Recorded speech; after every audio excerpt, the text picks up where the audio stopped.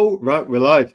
Hello there, folks. We have the one and only Heather Veley. We've just been doing some green room chat. We're being quite inappropriate in our range of topic matter because obviously we don't talk about politics, sex, and religion on this show.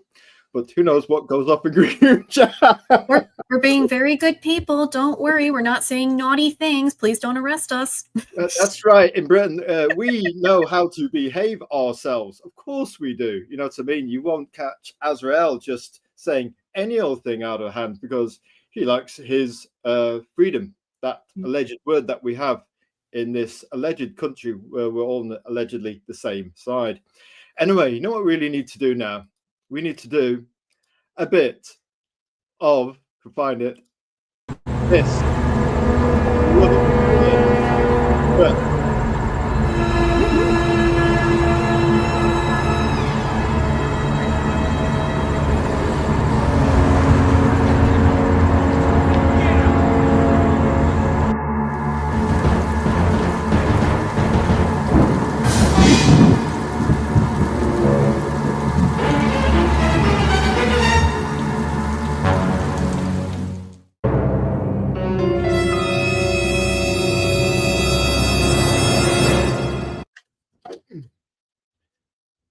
Right then, yes, just had to open the attic skylight because it's rather hot in the attic. Heat rises and the Arctic studio does tend to get quite warm, and we just got a bit of light peeking through. Let me just go just a little bit less. There we go. So yeah, you'll be hearing my air conditioning going off pretty much the entire time. It's astronomically hot over here too. Is it? Okay. So yeah, I think sometimes the weather just has its thing, and you've got to put up with some heat. Hey, it might be from the trailer, maybe the heat from the trailers made things a little bit warm as well. Oh, yeah. You can't rule it out. Nope. Right then, what we say here is that we're going to put the presentation back on there. We've done the show trailer. We've actually gone live. We've hit the go live button. That's reassuring. Tonight, folks, we have got the 5 Pillars of Storytelling live. Issue 43. Yes, it's been 43 chats so far. We've got Azrael speaking to the one and only Lady Heather Veley. Grace itself. Art, comics, movies, games, and toys. Art feed into comics. Comics feed into movies. $1 billion projects, folks. And movies are now eclipsed even by games, which are interactive movies. And if you want the ultimate movie, it's toys, where you can, in this era, toys are no longer for children. We're living in the age of the man-child, the woman-child, even perhaps some might say. And you've got an unlimited effects budget in the privacy of your imagination. You can play with those action figures. We look at Tom McFarlane toys, and they have become photographic almost in the level of detail. Tom McFarlane toys really took toys to the next level. So the point where they're almost Angelo sculptures, which you can have on your desk. One way of thinking of them. Sunday, 17th of August. Next Evolution 3 is the important topic of discussion tonight. It's 7 p.m, just after Greenwich Mean Time, London. For those who need reminding, Azrael lives in actually the London time zone. They actually live in London, but we are governed by its time zone. So it's 7 otherwise known as British Ground Zero. Known as British Ground Zero. It could be if we keep pushing our luck. And well, don't pick on a bigger guy. He's going to probably before you get to the nightclub, it's probably going to be lying horizontal if you're not careful. Just saying. So 7 p.m. Greenwich Mean Time, London, UK time. Please like, comment, and subscribe. Look, it's just like an X, Twitter. Follow. You just log in and give us a follow. What it does means we can shine a greater light and give gentle word to the likes of indie creators and indie comics, and shine a little bit more love on creators. Everyone counts. We call it the power of one, and we know that Heather Veley is only about 3 of 200x. If you can, and you're listening to us now, why don't you just go to our X and just click on that follow button? That takes it to 198. Got 2 people watching, 199, and then somebody's going to have to do the 200. If we could give Heather our follow twice, we would do. Let's move on to the next slide. Host introduction there. Hello there. Welcome to 5 Pillars of Storytelling Live, where we talk art, comics, movies, games, and toys. Each one of those is an eye of a needle, and the golden thread weaves right through them. The broad umbrella niche is storytelling, but each one of these are sub-niches. I'm your host, Azrael, and my secret identity is called Prometheus. It's quite simple. Azrael's an internet chat handle. We'll have them at something on X. And my secret identity is called Prometheus. You know what I mean? Really, just Kyle, simple creature. Our style is universal. We can be watched by creative families, creative adults, and creative younglings. Our motto is to listen, learn, and share. The reason why we have a family kind of mandate is so we can get more people, a bit like classic Disney movies. You can appreciate them as a child and as an adult. So you capture more of the market. If you're a specialist adult, then obviously you kind of go for that with whatever your project is. But then you possibly might take a hit on audience share. Anyway, let's go for an inspiring quote. Comics are an international language. They can cross boundaries and generations. Comics are a bridge between all cultures. Yeah. Tezuka, legend. Guest introduction. Heather Veley won't say it because most creators are quite modest, but we'll say it for them. Guest introduction for Heather Veley. Some pros. And we like to do pros on this show. And like we said, the last time that we had a nice chat with Heather Veley, it's a meritocracy at the 5 Pillars of Storytelling. We have to earn the praise we get. And whether it's a man or woman, we look at what they do. Our actions tell us whether we follow them. And I always try to entertain. That's my ultimate goal. You certainly do that with your X space. We want to like it and repost more on it without turning into stalker territory. But let's go through the positive stuff first. Heather Veley at Heather Veley on X. Writer, poet, blogger, and comics lover. Yes, when they're all spread out on the carpet. Don't worry, Heather. We've got some carpet action later on the show for you tonight. Oh, boy. And her father is an attorney. We just wanted to keep that in from the last time around, just so we're going to behave ourselves. Of course we are. What do you think? We are crazy? Right. So, yes, Heather is the creator, writer, publisher of NE, Next Evolution Comics, and obviously the Next Evolution Indie Comic. And we've put some pink in because, you know, we get a bit of pink flowers on Heather's kind of X space with art by, we call him Noir Lumen Impressionist Martin Jimenez. What a find by Heather. What a prodigious talent from South America. Now, crowdfunding. I'm sure he would very much appreciate that title, yeah. Well, yeah. His work is, he's, you know, under the radar. Keep him for as long as you can and at least get your trade paperback arc finished. And I think you could probably squeeze another trade paperback arc out of him. So if it's 1 to 4 and then 5 to 8, hopefully you can get him for 2 arcs.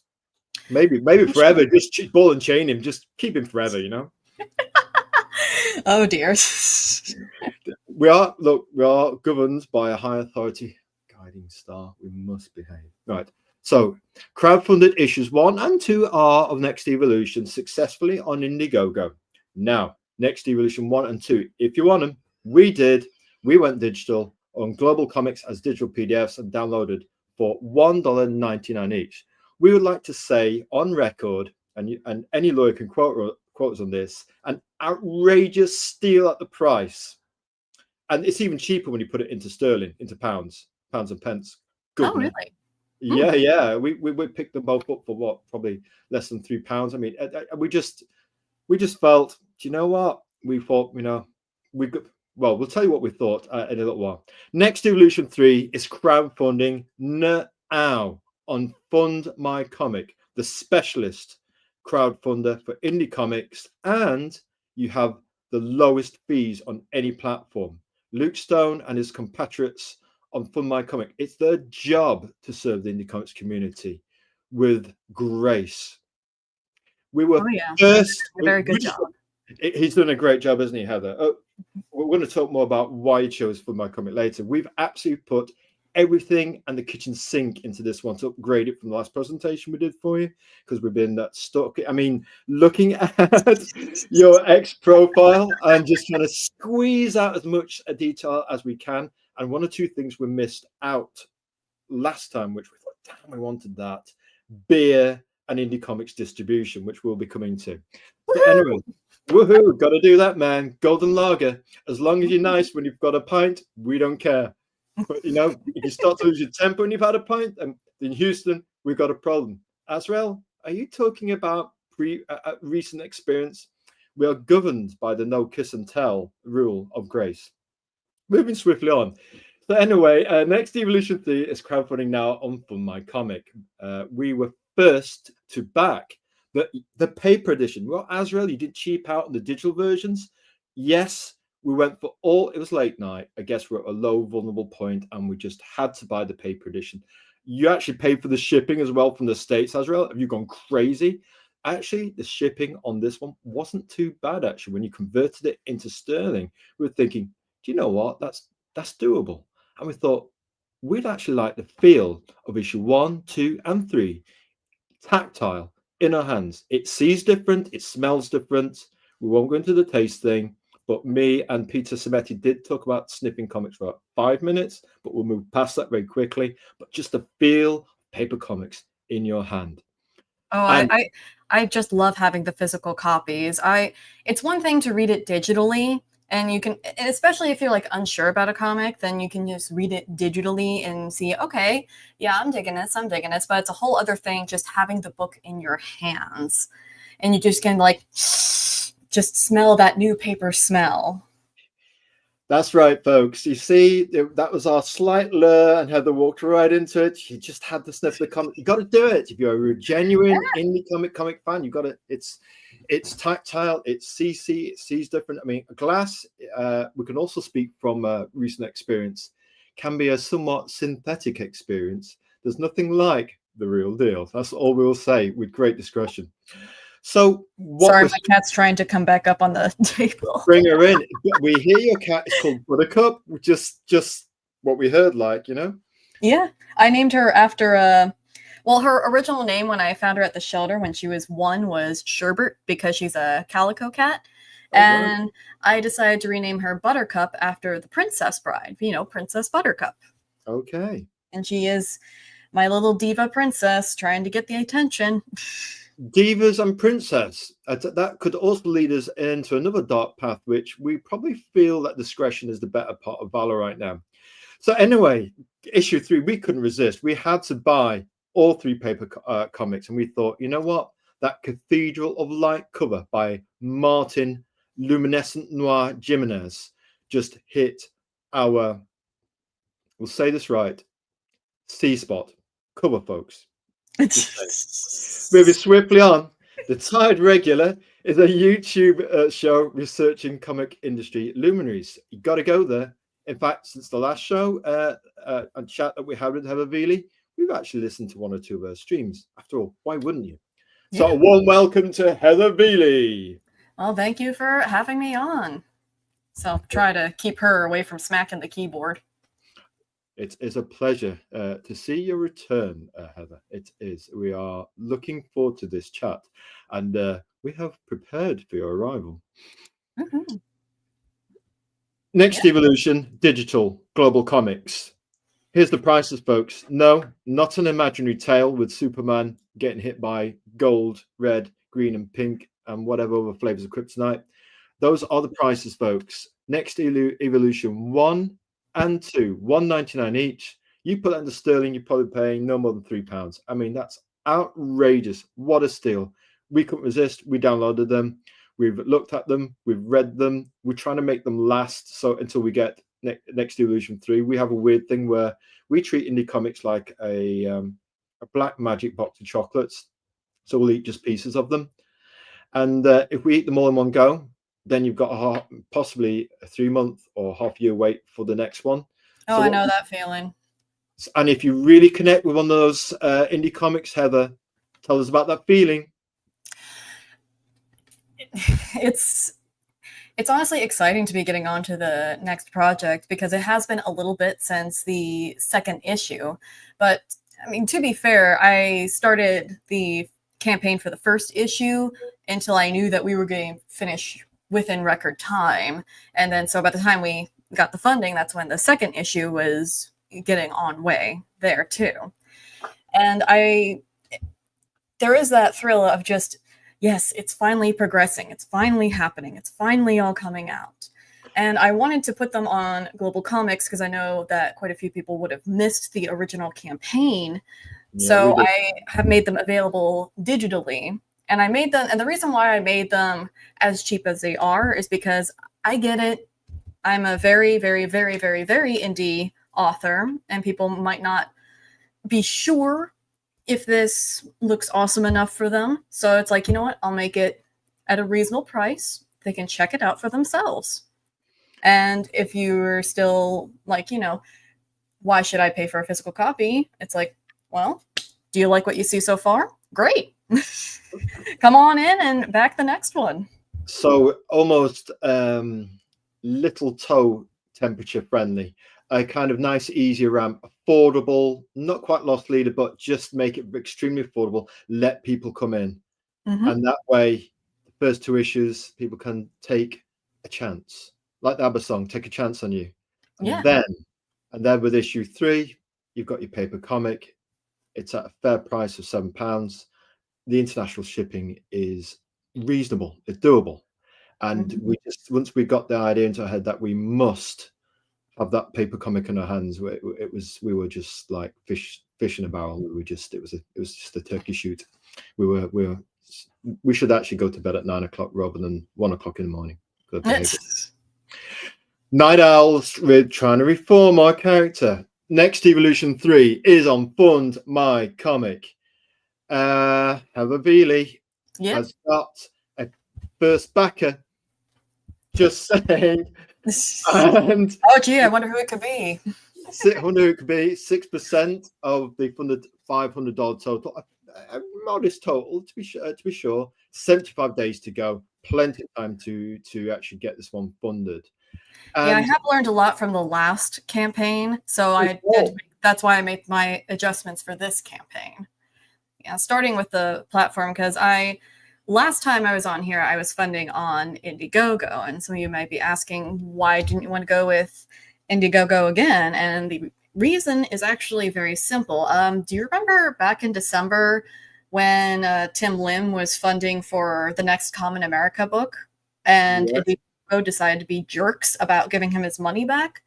Really? And yeah, they're for whatever reason, they were like puttering around, not giving him the funding money. And they were pulling something sort of similar with me. There was some nonsense going on about, there's some suspicious donation activity, blah, blah, blah, blah, blah. Oh. And I was about to hit the last $100. So I thought to myself, well, I got these backers. It's just $100 more. I'll put the 100 in myself and we'll be good, right? Well, apparently you can't donate to your own campaign with Indiegogo, so they were stalling there. But we did eventually get it. But with the Tim Lim situation, it's like, okay, I know this is very unlikely to happen to me for the next one, but a company that's willing to be jerks about giving you your funding money just because they don't like you or they don't like your product for whatever reason, that doesn't really seem like a company that I would want to use again. Because what if they decide on a whim that they don't like me and they decide to not give me the funding money that my followers provided to get the product? And Fund My Comic, I've heard so many good things about them. A couple of creators that I really like John's Longbox, they're doing great on Fund My Comic. So it's doing gangbusters. Yeah, he's doing very well with his campaign. So it's like, okay, I'm going to go with Fund My Comic for this one and see how it turns out. Well, I'll tell you what, I think between a few retweets of Fund My Comic and your good self, I think we'll feel quite confident about getting over that $500 line, Heather. Once we like a product, one of the things we did do when we first started our Positive X journey, along with Star Million, and his excellent Mega Olympian approach to positivity for indie comics. We started our journey about the same time. If we connected with his book Orium, the Orium Saga, and once we liked something, wove it like a rash. We've actually tried to back away from that, but whether it's Vaughan Coleman, Orium Saga, or Tomb of Reckoning, or Your Good Self, we lean into what we count as good energy, whether it's male energy, whether it's feminine energy. It's all about the quality and the meritocracy of somebody that's got a great product. Just because you're not quote unquote well known or you're under the radar, that doesn't matter to us at the 5 Pillars of Storytelling. We look at the actual quality of it, whether you've got 1 follower, 200, or 1,000 or more. We try and treat everybody the same, and we try to give everybody a slice of our cake. So here we've got some nice prices. We've got $7 for a physical copy of Next Evolution 3. Actually, when you translate that into sterling, it's probably just a $5, folks. So, and then the one that really caught our attention in red, $21 plus shipping, was a physical copies of all 3 issues of Next Evolution, the bundle. And you get, when we quote here, you get a physical copy of all 3 issues of Next Evolution, along with a postcard and a magnet. We thought, we got it.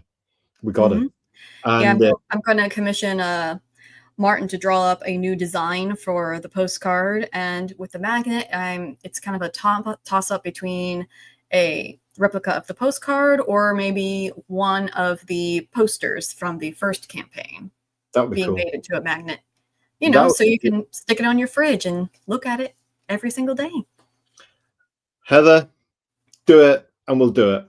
All right. We'll post the photograph as actual evidence, because unlike some pretenders out there, if we say we're going to get our passport, we'll actually do it. We'll actually go and get it. 5-hour round trip, right there on the table. 5 hours, folks. Anyway, we had to back it. It came to about $30-ish with shipping. And you know what? It only came down to, it was only about £21 all in, 20-ish in sterling. And we thought, that's not bad, actually. That's about £7.50, £8 each. No, about £7.50 each, isn't it? I try to keep my prices reasonable. And we thought that's very reasonable pricing. We've got to go for that. And it's come out very nice, because normally we want digital only because international shipping can be very exorbitant, But on this occasion, we thought Heather's got a product keenly priced and shipping keenly priced. You're allowing people like me, yes, no, people like me, to be your actual customer, So, and when other people see your campaign and get exposed to it, I think you're going to start getting more backers. We have no doubt about that. I want to try and make it available for anyone, or I want to make it available for anyone in the world to be able to get this. Yes. It's going to cost a little bit with the shipping, but I want to make it available to everyone. It would be silly of me to only keep it within the US, especially because there are comic book fans all over the world. So yeah, I want to make that an option for anyone, whether they're in England, Turkey, Japan, even Egypt. Then I want you to be able to get my product. And it's like that Azuma Tezuka quote, isn't it?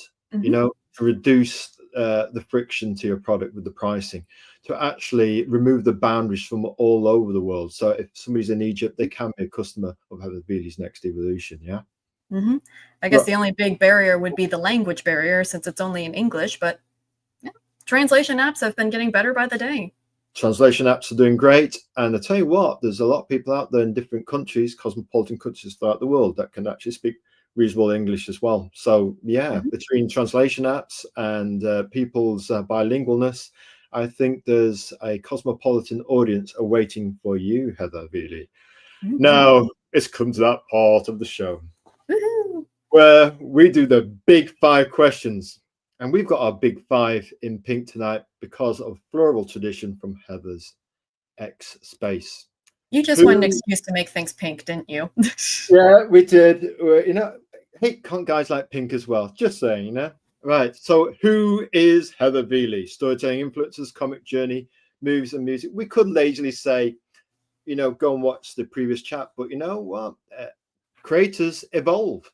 So Mhm. let's see how Heather Veley's evolved. Tell us, Heather Veley, who is Heather Veley?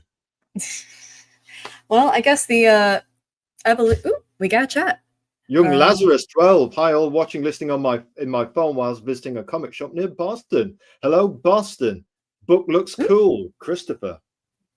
oh, thanks, Christopher. I guess as far as evolving, I guess I've been reading a lot more since our last chat. I did a Friday stream to celebrate the opening of the campaign where I went through some of the stuff I had been reading lately. And so when you read other books, comics, or view more movies, you're like collecting more avenues where storytelling can go. And so I've been evolving with how I am going to be approaching future issues. Like issue number 4 is actually completely written, the script. I just need to do a few more read throughs to make sure, the spelling's correct, everyone's names are spelled correctly, because I am definitely one of those morons who will occasionally misspell one of my characters' names. The one character, Mr. Wilkins, I keep wanting to spell it with an E instead of an I for some reason, and I have to constantly We examine have it to that make sure. a thing in our brain, and we're just thinking, why have you misspelt your guest name with that one letter? We did it to a guest previously. It was most forgiving of us. Yeah, All and in time. Mhm. Yeah, and just and I'm also involved by taking in the advice of others. Like a big one was Mike Barron, because I remember his criticism of my first issue was I was being too wordy. My speech bubbles were too wordy. They could be a little bit confusing. So, and I've tried with issues 2 and 3 to try and get to the brass tacks of it with what the characters are saying. I will say with the first issue, I was just nervous that people were not going to immediately get the world that we're in, and they're not going to get it. Yeah. And I've just been slowly being like, okay, we need to parrot it down, parrot it down, parrot it down, parrot it down. And like with that one image of the page from number 3, where Skylar's just saying incoming instead of doing a whole speech, like making sure, being comfortable with the fact that my readers are going to get it. I'm still learning how to write comic books, and I'm just evolving more with my writing, evolving more with reading others' works, and yeah. It's interesting that, because sometimes in recent experience, sometimes we can sometimes over communicate, overgive, Yeah. and it's just, if someone else is shy, we're actually painfully shy, just because on the show it's not immediately apparent. But sometimes you're just trying to help the other person, but sometimes you can hinder them in terms of understanding. And Mm-hmm. as a writer, to be fair to you, you're coming from a prose background, more of a kind of writing book type situation, and poetry, which is word heavy and maybe less illustration heavy. So you're actually having to kind of pare it down from that and go to Yeah. more of an economic format and be more efficient in terms of comics. So that's Mm-hmm. maybe a transitional process for you. It is. And Martin has also, I'm not going to say he was yelling at me, but there were a few times where he was like, dude, you need to pare it down a little bit. Dude, stop over explaining here. We need to fit the artwork within the speech bubbles or like fit everything in there. And yeah, I also had to really learn to trust Martin there with the artwork too. Not that I didn't think he would get it. There were a few times where we had a miscommunication, because of the language barrier. But just learning to trust him a little bit more with the flow of like the speech bubbles and how the positioning of the artwork too. It's like a very careful dance between the artist and the writer, because you need to communicate with each other and figure out the best way to deliver the best product for people to get. Yeah, and it also, look, there's a language barrier, and if you've got any patience, and we found a documented case here of Heather, person with grace, a documented example of a woman with patience, prepared to actually listen to a guy when he's explaining about basically from an artist's point of view. And sometimes that takes time to get. You're going to maybe, when you learn to dance, you're going to step on one of his toes to begin with. It's that awkward classic learning to dance on TV or movie trope where, it's like, oh, I've just turned my foot, and the kind of shy girl is trying to teach her boyfriend to be how it's supposed to go. He's supposed to be leading, right? But I'm afraid in the real world, probably 8% of guys actually don't know how to dance that well, you know what I mean? And probably want to draw the curtains, put on some 70s music and improvise. And, it's probably not for public consumption, that kind of dancing. But, to learn how to dance classically with a waltz or anything else, it takes time. And the creative dance between Heather and Martin Jimenez, that is a matter of going backwards and forwards, and then you reach a common ground, which you feel like you've done, Heather Veley. I mean, I'm sure we're going to have more bumps in the road later on, but I feel like we've gotten to like a good communication. Like we've gotten to the point where we when we say one thing, or we are like, hey, can you do this, or hey, can you do that, we get each other a little bit more. That's from issue to issue. And so yeah, it has gotten a lot better. Got a lot better understanding. Just almost with time, you develop that almost psychic bridge at the cortex in the brain, whereby you kind of go, I get it, I get him now, yeah. He gets me. And you don't have to use as much over explaining, because some of the background we had in education, because people learn at different rates, sometimes you over explain to compensate. And you've got a class of 30 people, and some are slow, some are shy, some are overconfident but haven't got the talent. Some people have got the talent but are shy and quietly get. It's it's very hard sometimes to gauge and how to pitch it. Was that a horse? Yes, it is a horse. We go and feed him a carrot every day, and he's probably waiting for his carrot right now. Actually, normally by now we'd be out there with the carrot, and he's a lovely horse. He's a little bit, I think he's about 27, 28 now, so he's starting to hollow out a bit on his back. His back's starting to sink a bit. But in his face, he's still noble, handsome creature, and we go out and have a word with him. Part of our communing with nature every day, Heather. Now as sometimes as right as an artist, when you sit in a chair all day, and that isn't healthy, you end up with thrombosis or something. Yeah, not at all. Like, I myself have to, like, especially when once I finish a big project, I just get out of my chair and either sit on my back porch over there from my apartment, or I'll go out for a walk, or just spend some time petting the cat, just to unwind and just come back to my center. Because it does take a lot of mental energy to write, and I'll concentrate on what you're doing to make sure you're not screwing up too badly. So yeah, I get that. We've also got the 2 or 3 or 5 geese on the 3 to 5 part harmonies. You might hear the geese chiming in along with the horse. I'm just thinking of Canadian geese when you say geese. I know there's one of them. We think one of them is a Canadian goose. Oh my goodness, those things are. I've heard. I forget where I saw this post where this guy was talking to like his Mexican coworker, and the Mexican coworker referred to a Canadian goose as the snake chicken, because I guess it's very similar to a chicken, but when it hisses, it does sound like a snake. Or the cobra chicken, that's what it was. The cobra chicken. Oh dear, that sounds like your next indie comic project, Heather. The cobra chicken. Hey, could make millions. Right then, we have kept in the Heather mosaic from last time, folks. We have tweaked it a little bit in terms of spreading it out a little bit more and actually putting in the title in the middle. Now, Heather, for somebody who's not seen your last chat with us, can you tell us what these things are in a kind of a economic overview?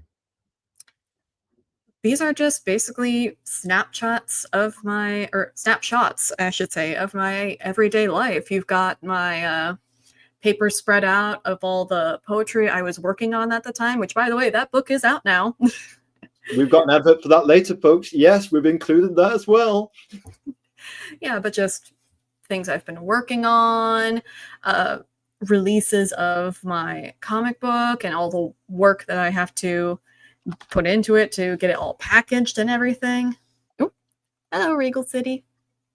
And, meals I've been cooking, books I've been reading, and just, yeah, this is what I do on an everyday basis. It might look a little homey and boring, but this is what I do. I read comic books, I make comic books, I enjoy life and food, and yeah, this is pretty much what I do.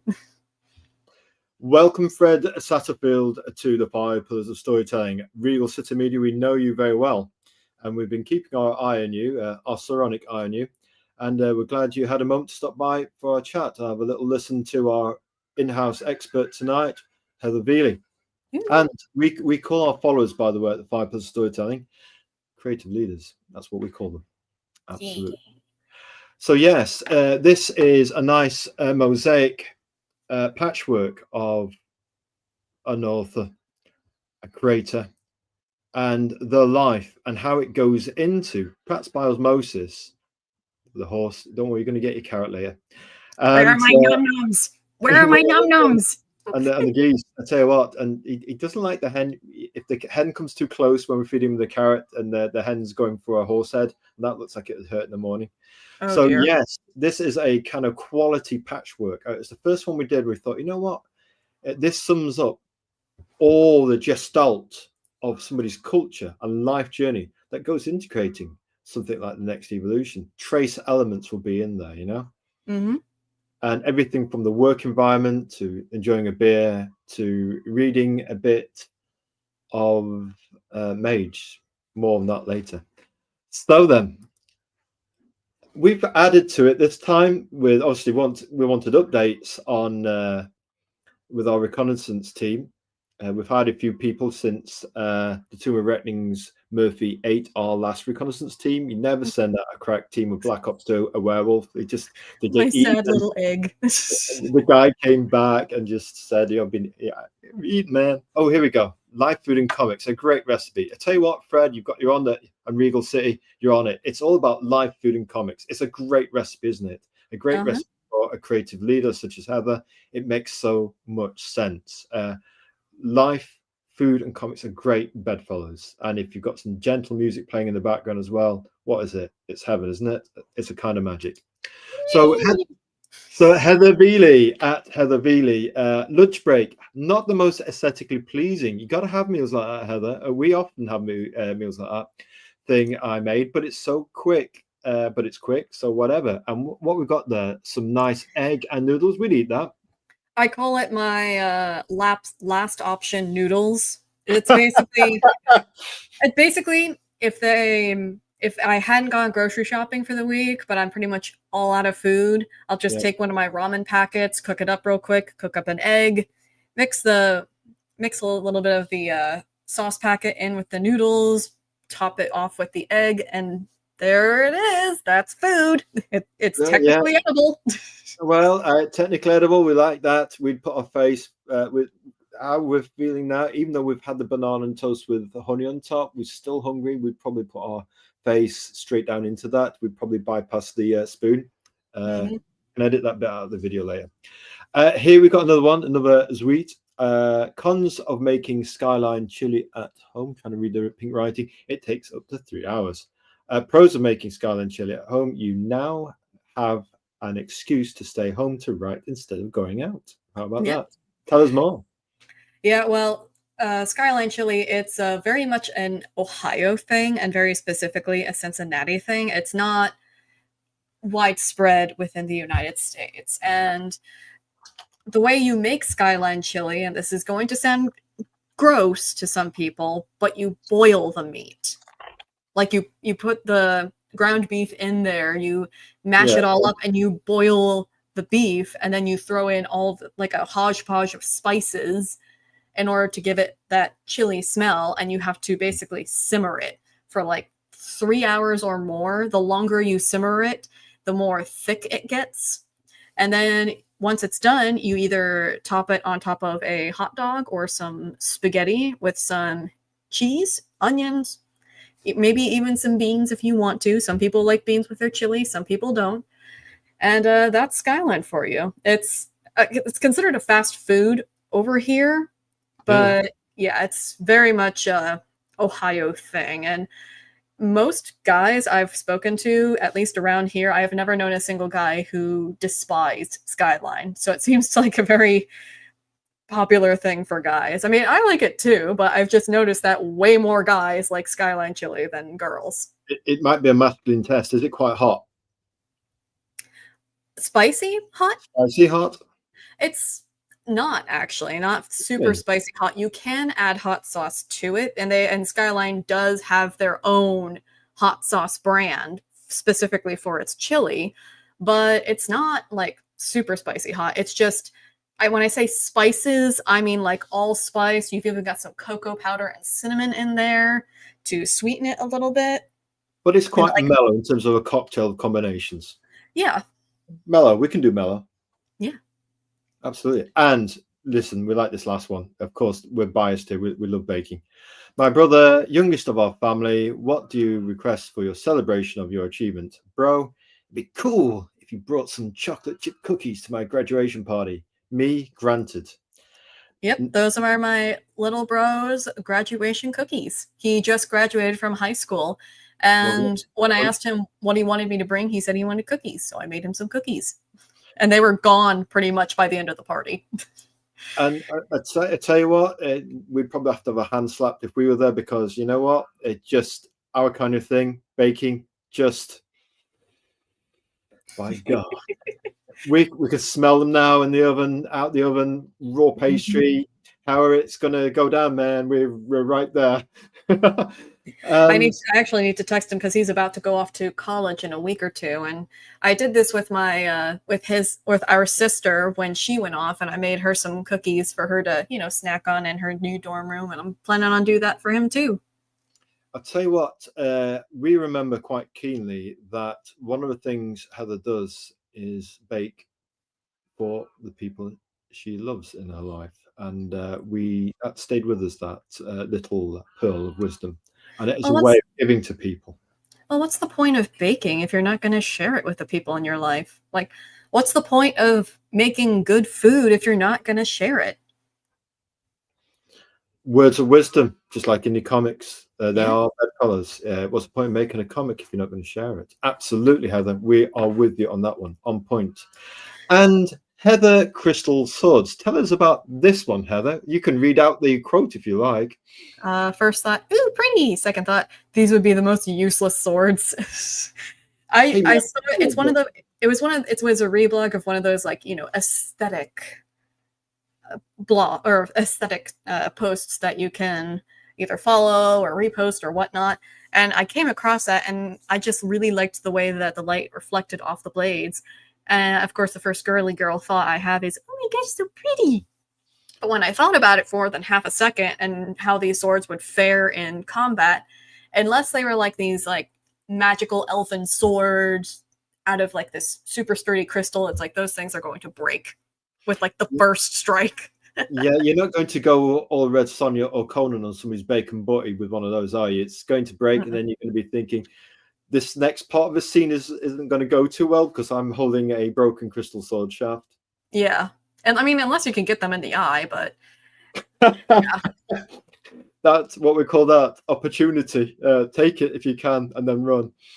I think that's one of like the first rule with no, it's not the first rule of martial arts. It's the second.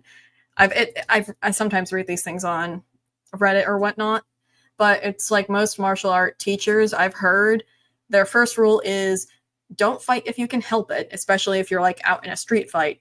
And the second one is don't worry about fighting dirty. Take the opportunities where you can, because a street fight can go south real quick. Absolutely. We saw something on X just recently on somebody's X profile, because obviously when we're looking for the creative leaders to follow on that, and we always check out the timeline, and that we practiced on our stalker skills, and we saw this guy come up to this other guy. He thought it was like some kind of Shaolin monk who just sat down, and he was just checking his hair, I think, on his mobile phone, because you've got the mirror option, haven't you, on your mobile phone. And this guy came up to him and said, "Are you filming me?" And he started to get a bit, mouthy. And then this Shaolin style monk just got up and dealt with it in 0.5 seconds. This guy swung at him, and he just did this reverse back heel kick into his face. The other guy was down, and then he just went and sat back down with his phone. It didn't last long. Yeah. Moving swiftly on, we'll have to send you the link to that one. It's like that's how violence is done in the real world, Johnny. So Heather Convention Hall. Here we've got another quote. Gem City Con was a lot smaller than last. Why am I reading these tweets? You read them, Heather. More fun if you do it. We can't stand the wrong voice. Gem City Con was a lot smaller than last year, but boyfriend and I found some good stuff. What do you guys think of our hauls? And I think you just have my haul there. But the next picture is like a comparison. Mine is actually the smaller of the stacks because wow. My boyfriend, he's currently in the buy anything that looks good phase of his comic book collecting. You know how you are when you're first time getting into comic books. You're just like, oh, shiny. And you just get all the stuff. Him into comics and having he's in that shiny phase. Mm-hmm. Yeah, he got a lot more of comic books of Elric, of Melniboné, those old Elric comics. Yeah. And for me, I took the opportunity to get more Nexus stuff because some time ago I read and reviewed Nexus Scourge, and while I did like it, it was well written. I really liked the art. I was also like, I am missing a lot of context with this character, aren't I? And I realized I'm at the tail end of Nexus's journey, so it's like, crap. So I noticed a lot of Nexus comics at the convention, so it's like, you know what? I want to get some of the older stuff so I can learn more about this character, learn a little bit more of what makes him tick and why he is the way he is. And I did get a lot more answers to him. Like, for example, how did he get his powers? Why is he in space? Why is he seemingly more or less okay with killing people? Well, and it turns out it's like his whole deal was he was picked by this like really wacky like god thing to be like the executioner to take out evil. And while from what I gather, he was not too happy about that at first because he was raised religiously and thou shalt not kill, he eventually got into that groove. Yeah. And they were able to get rid of the wacky god guy because turns out he's crazy. Yeah, there's if you're killing people like that, maybe there's a little bit of god craziness going on there with him. It sounds interesting. The Sheffield Space Center. It's in the mid to late 80s. We're into Bob Layton's Iron Man, Al Buscema's Hulk, and we see the Nexus on the shelves at the Sheffield Space Center. We pick it up. Mike Baron, Steve Rude, the dude. Why aren't we buying it? It looks fantastic. Why? Because Marvel haven't done Heroes Reborn. And because DC Comics have not done Crisis on Infinite Earths. Don't get me started, folks. We've got to park it, Azrael. Leave back away from that conversation and move swiftly on. Yes, we're coming back to the Nexus, Heather Veley. Just had a flashback there, just slight trauma. The more people I talk to about specifically Crisis on Infinite Earth, it's like it's appreciated what they attempted to do, sort of, kind of, not really. I mean, obviously, a lot of people did not like the fact that they killed off certain fan favorite characters like the Barry Allen Flash. They appreciated Perez's artwork in it, but a lot of the changes they made and the subsequent result of the DC universe after that, people were still a little about that. You vaporized 45 years of history, man, and all the creators' works. I mean, I get what they were trying to do. It's like we got all these different universes. People are getting confused. And even the writer of it was like, so many people were sending letters being like, wait, why is this happening in this comic? But in this comic, it said this. The continuity was kind of wonky. And so they were trying to make one continuity for people to follow. And it ended up falling apart almost immediately. But Batman can't remember being Superman's buddy all those decades. You left the Teen Titans for this?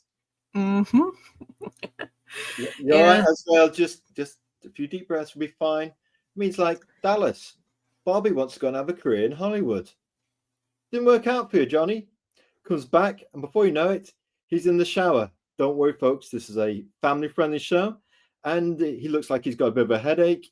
And you know, the whole last season of Dallas was just a bad dream. Though, you want to know what I want to see? Because you know how they have autobiographies of like different comic book creators. Like Will Eisner has his own graphic novel autobiography. Come on, Heather, give it to us. Right, right. And what I want to see is something like that, but for the behind the scenes of Crisis on Infinite Earths, because I heard that that was an absolute like crap show, trying to get every detail, every loose end tightened, every detail of every character researched. I heard it was an absolute crap show to get that series off the ground, and I would love to see like an explanation, either a documentary or a graphic novel, like retelling of just how that series came to be, because that sounds way more interesting than what actually happened. Absolutely, a lot more interesting than what actually happened, but also the political machinations behind those conversations, because it was touch and go. There were a lot of people that are dead against it, because basically you're vaporizing people's work, basically saying you can enjoy your little comic collections, pat on head, and because we're going to just take 1, 2, 3. Basically, it's 3 Earths, wasn't it? Earth 1, 2, and 3. What, we can't count to 3? Is that difficult? You can't remember 3 things. I'm a guy and I can remember 3 things. Sorry. So what's our lawyer saying? We can't actually remember 3 things. You can only remember 1. Apparently, we can only remember 1 thing, especially in the current climate in Britain. We've got 1 freedom, and we have 1 thing, and we have to do as we're told with just that 1 thing. And we completely agree. And don't worry about the IsoCube Chamber Center that's being built down the road. Don't worry, we're not going to put anybody in there. Anyway, we think Heather's on the right track with looking backwards with that nexus with Baron and Rude the Dude. And it looks like there's a bit of a kind of economic collection here, and a more exuberant kind of shiny collection this time. But hey, we think you've got great taste. It's coming on nicely. The Nexus stuff stands out to us. Right then, we've gone for Heather work setup. Can we explain this tweet, Heather? So this was when I was trying to get the script for issue number 4 of Next Evolution done.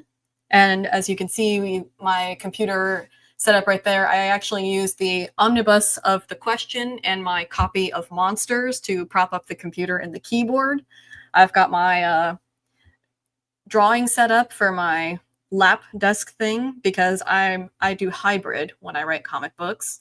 So I have my drawing right there, got my supplies there, have my little bowl there. That's for the pencil shaving, so I don't have to keep getting up and emptying the pencil sharpener. And as you can see there, my little sake mug. Ah, the little sake mug. We thought it was very sweet. We thought, is Heather drinking some green tea? Is that part of your holistic therapy? That's liquor. That's so you get a secret stash of liquor in the sake mug. I'll tell you what. Right, rice wine, liquor. But yeah, sake is basically Japanese alcohol. All right. And I'm pretty sure that mug was supposed to be used for like espresso shots, and I got that at the Renaissance Fair. My boyfriend has his own little mug too. And we both discovered that it's perfect for like whiskey or sake or stuff that you're supposed to drink in small amounts. Okay, kind of like kind of alcoholic rationing. Yeah. Oh, I mean, we just like the organic spread of your work setup. It's not just sat at a table. It's comfortable. It's organic, and it's allowing you to relax rather than the kind of a forced concentration kind of I must perform in front of this computer screen. I mean, if you're going to sit your butt for multiple hours to get something done, you might as well be comfy. Do you know what, I think we've learned a life lesson, folks, right there. Actually, we'll have to get more comfortable. I tell you what, looks across at pink marshmallow chair, which is just off camera to our left. Actually, that would be lovely to actually draw in. It's we'll have to post a picture online on X. It's it really is like the pink marshmallow chair. Pink, like a peachy color. Anyway, move swiftly on. We couldn't resist. Moods of a Tired Poet by Heather Veley from the carpeted area in times previous. Can you read this tweet? And we would love for you to do, because we know on your Tired Regular YouTube show, Heather, you like to do readings. We'd absolutely be honoured if you would actually read this lovely. I think I'm going back to my childhood, almost Dusty Springfield, Larry Lewis esque kind of inspired piece. If you could, please. All right, I'll start with the tweet. Also, my newest poetry book, Moods of a Tired Poet, is now available on Amazon. Loving the selfie mode. Yeah. I went with cover 1 since it fit the vibe of the book the best. And the context behind that is I made up a couple of covers for the book and I posted on X for the followers asking, hey, which one do you guys like? It was a toss-up between cover 1 and cover 2, but after talking with my dad, he's not just an attorney, he also writes books. He's like, I feel like cover 1 just captures what exactly you're trying to do with this book more than cover 2. And I'm like, you know what, the more I think about it, the more he has right on there. And actually, my boyfriend took that picture. He was helping me out with snapping pictures, and I figure I do something that's, not just artistic, but, just glancing out the window. It does look reflective. He's done a great job there. He's actually knocked out the park. So well done to your boyfriend on that shot. It looks very in keeping. Mm-hmm. And as for the poem, I'm actually going to bring it up on my phone on my end because it is a little difficult to see from my computer screen here. All right. Because I know you liked it. So we did. You did.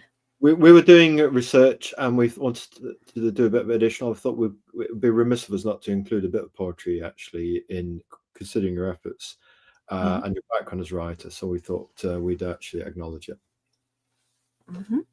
All right. So back to childhood. Take me back to the days where wildflowers were prettier than diamonds, when sidewalks were a blank slate for anything to happen. The forest just past the property lines were a jungle to be explored, and the butterflies were fairies to chase in fruitless pursuit. Bikes were the mightiest steeds, bracelets were the ultimate bargaining chip. The abandoned house at the end of the lane was the most whispered about tale around the block. Take me back to childhood, when wonder was still alive. Beautiful. And that whisper of a last line was actually that line that caught our attention first. And then something we often do is read backwards through something before we then read forwards through it. We often go backwards through books and comics and lots of things. And that lovely when wonders was still alive, it spoke to us. Thank you. I think I was kind of in a melancholic mood when I wrote this. Yeah.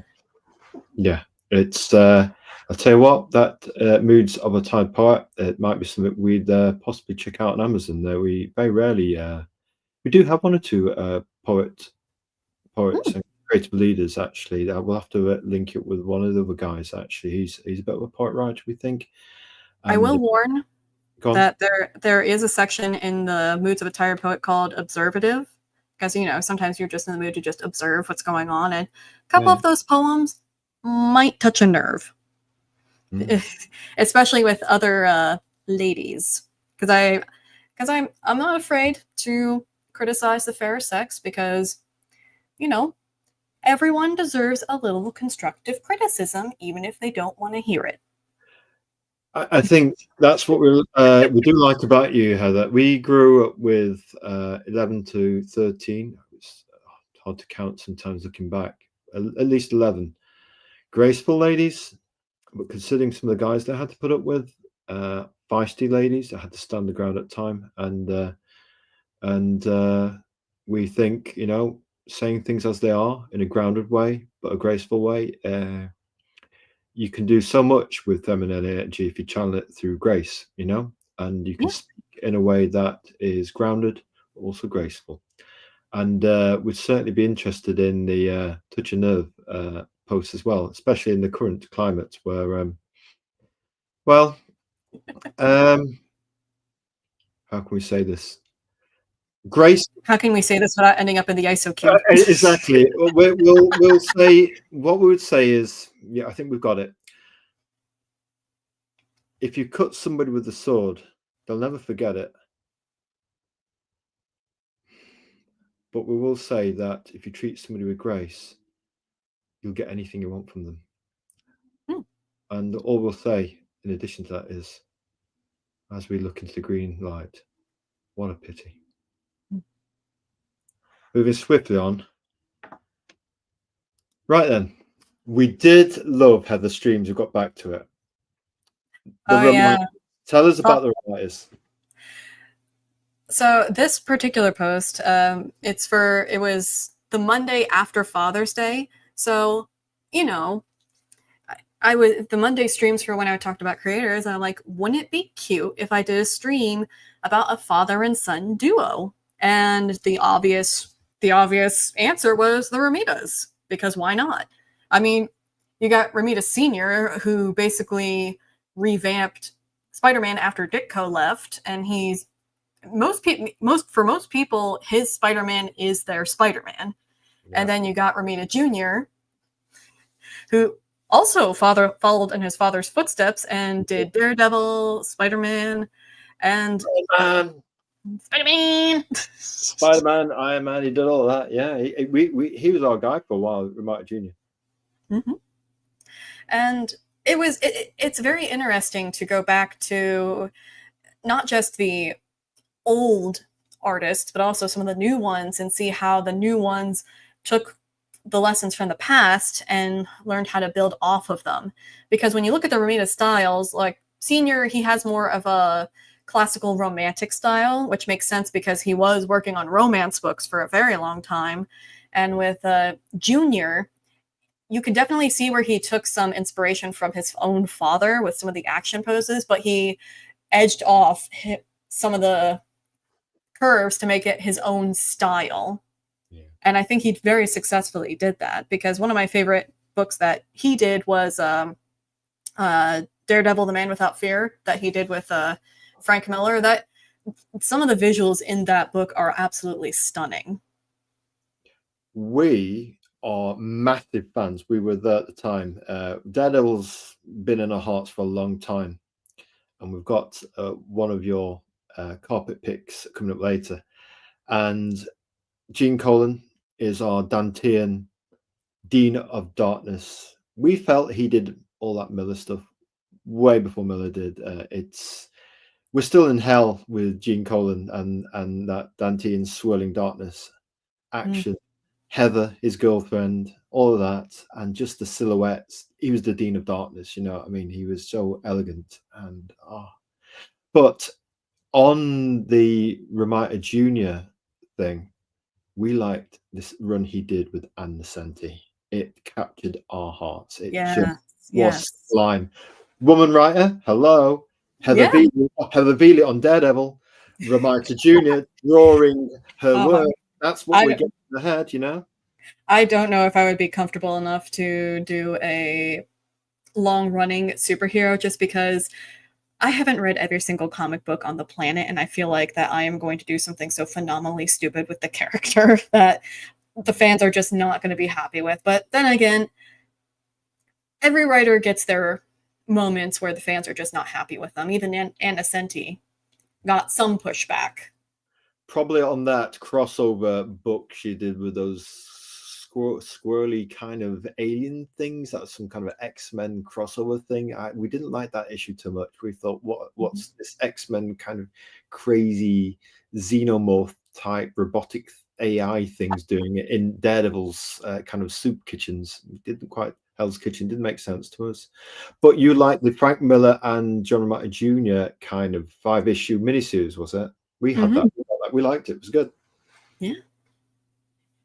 Yeah, and I do respect Nesenti, because she literally had no idea what job she was walking into when she was looking for work, and it's just like, oh, this is Marvel Comics, okie dokie. And then once she got assigned to do Daredevil, she threw herself into it and even learned to box a little bit, just so she can understand how to throw a punch in order to really understand the action that was going to be happening in the comic book.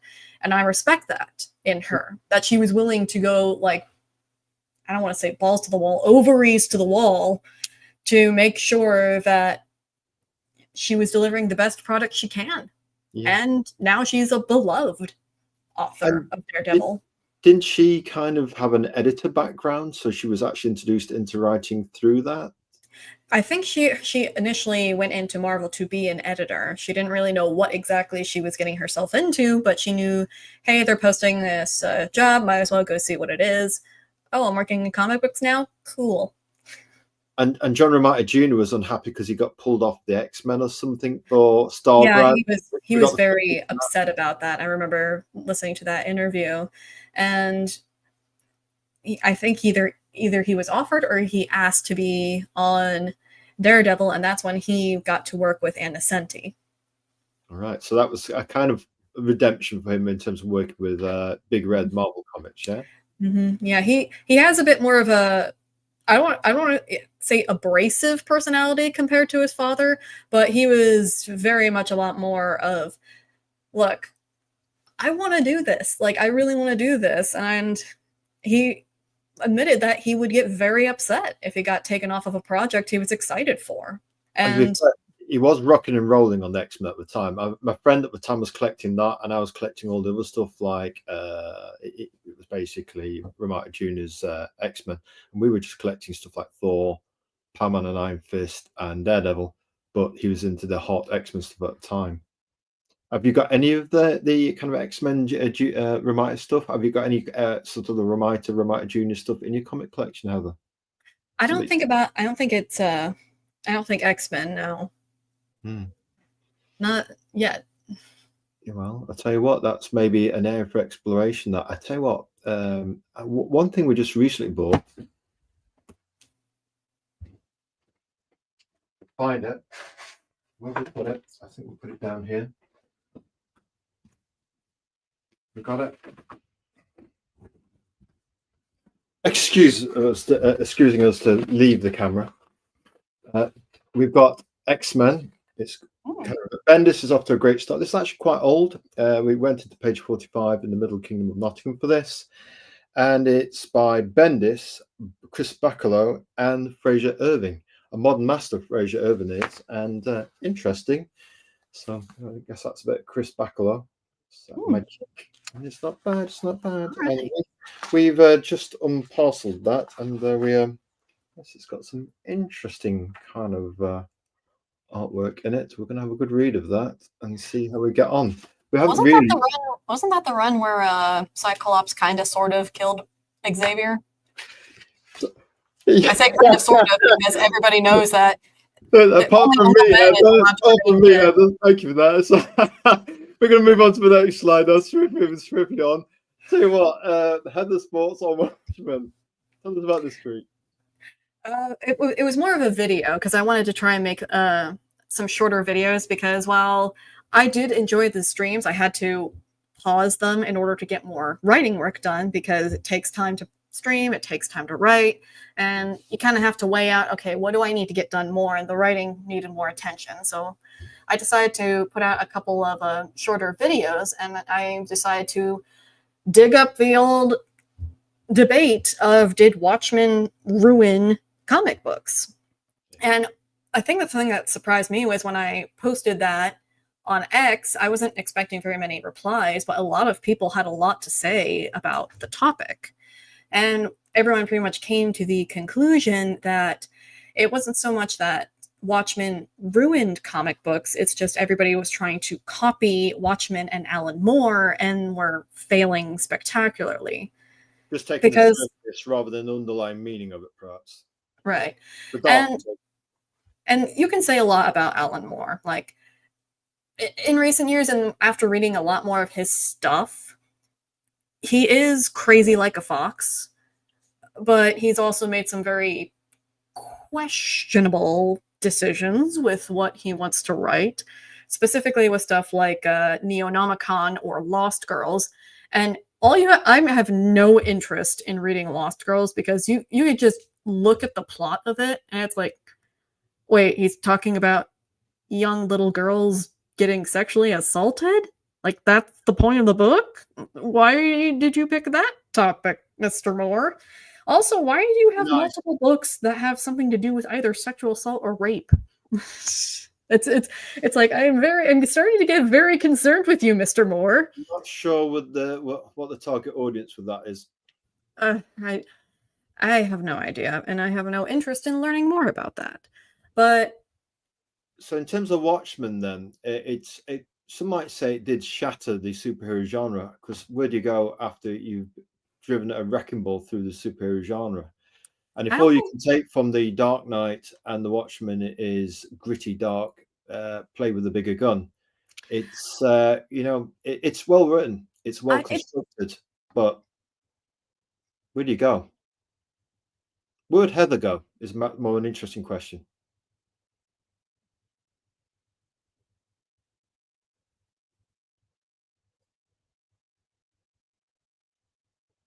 I think we've lost Heather. I think Heather's on a freeze.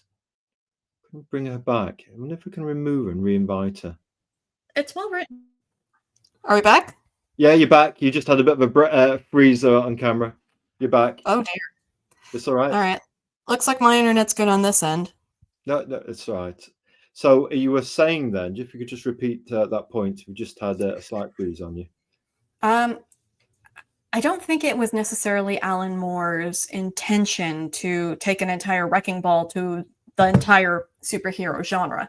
I think he just wanted to do a cool what if, exploring the implications of applying superhero logic to the real world.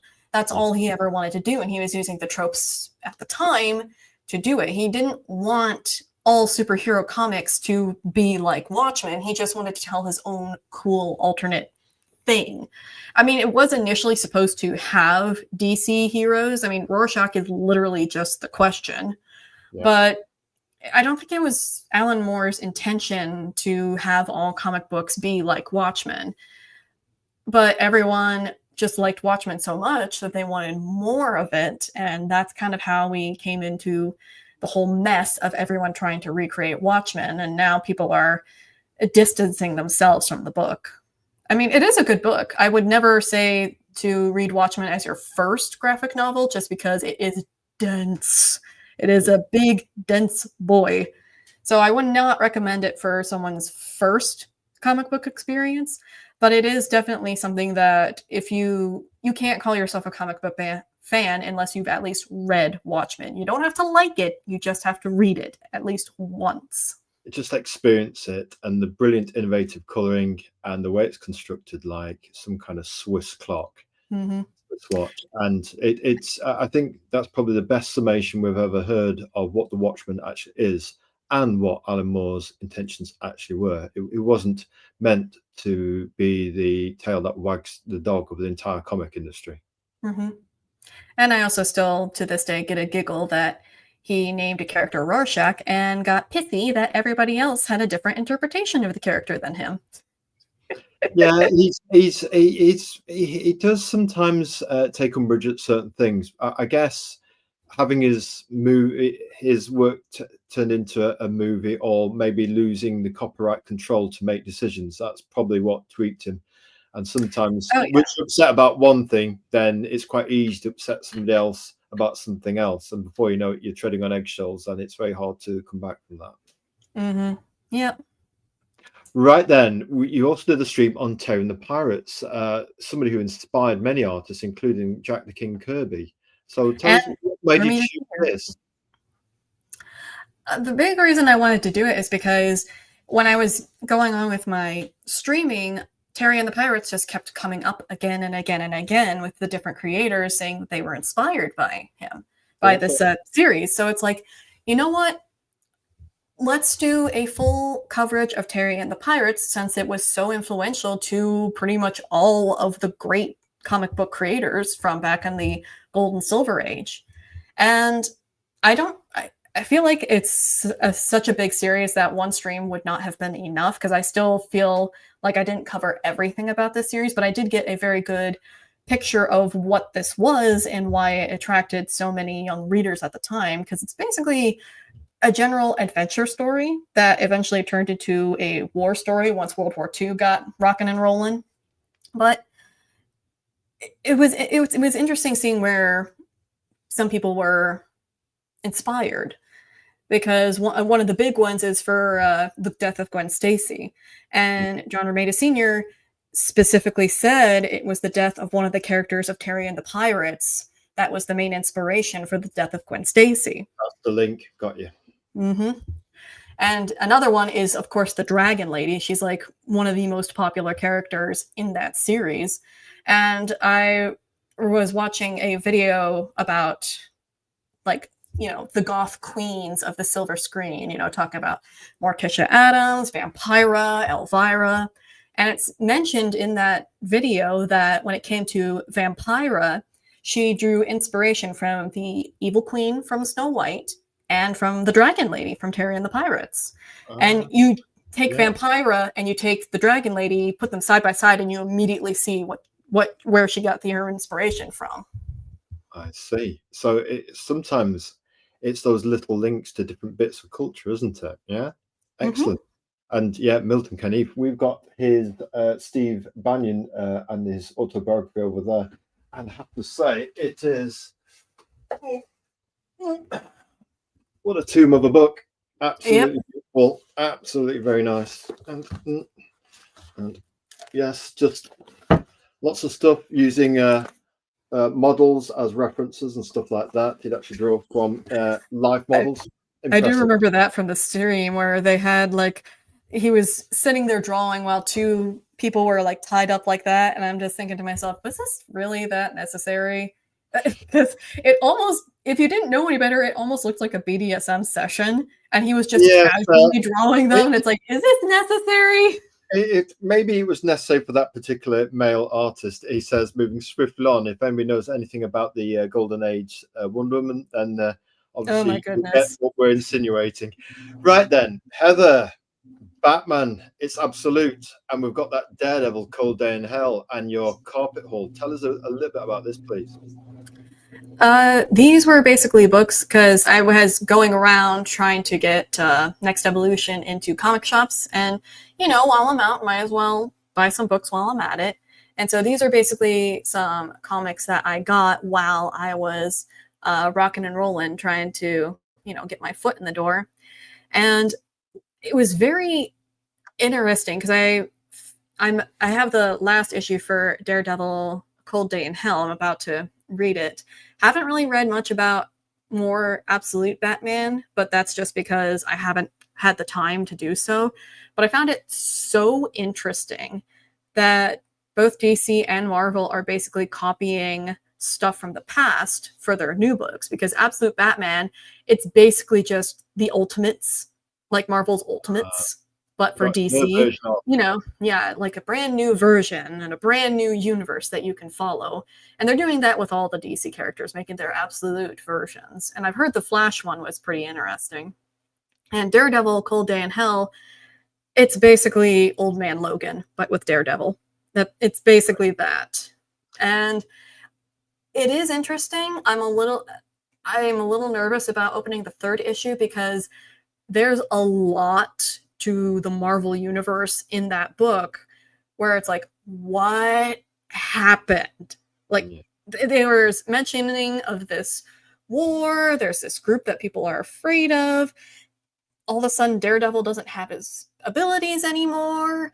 And that might be tricky for him. I'm not going to reveal the reveal of the Punisher and what exactly happened to him, because it is a little disturbing what happened to him.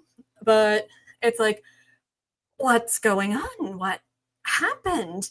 And I feel like the only 3 issues is not going to cover it. So that's why I'm a little nervous to see what's going to happen in the third issue. Like, are they actually going to explain anything more?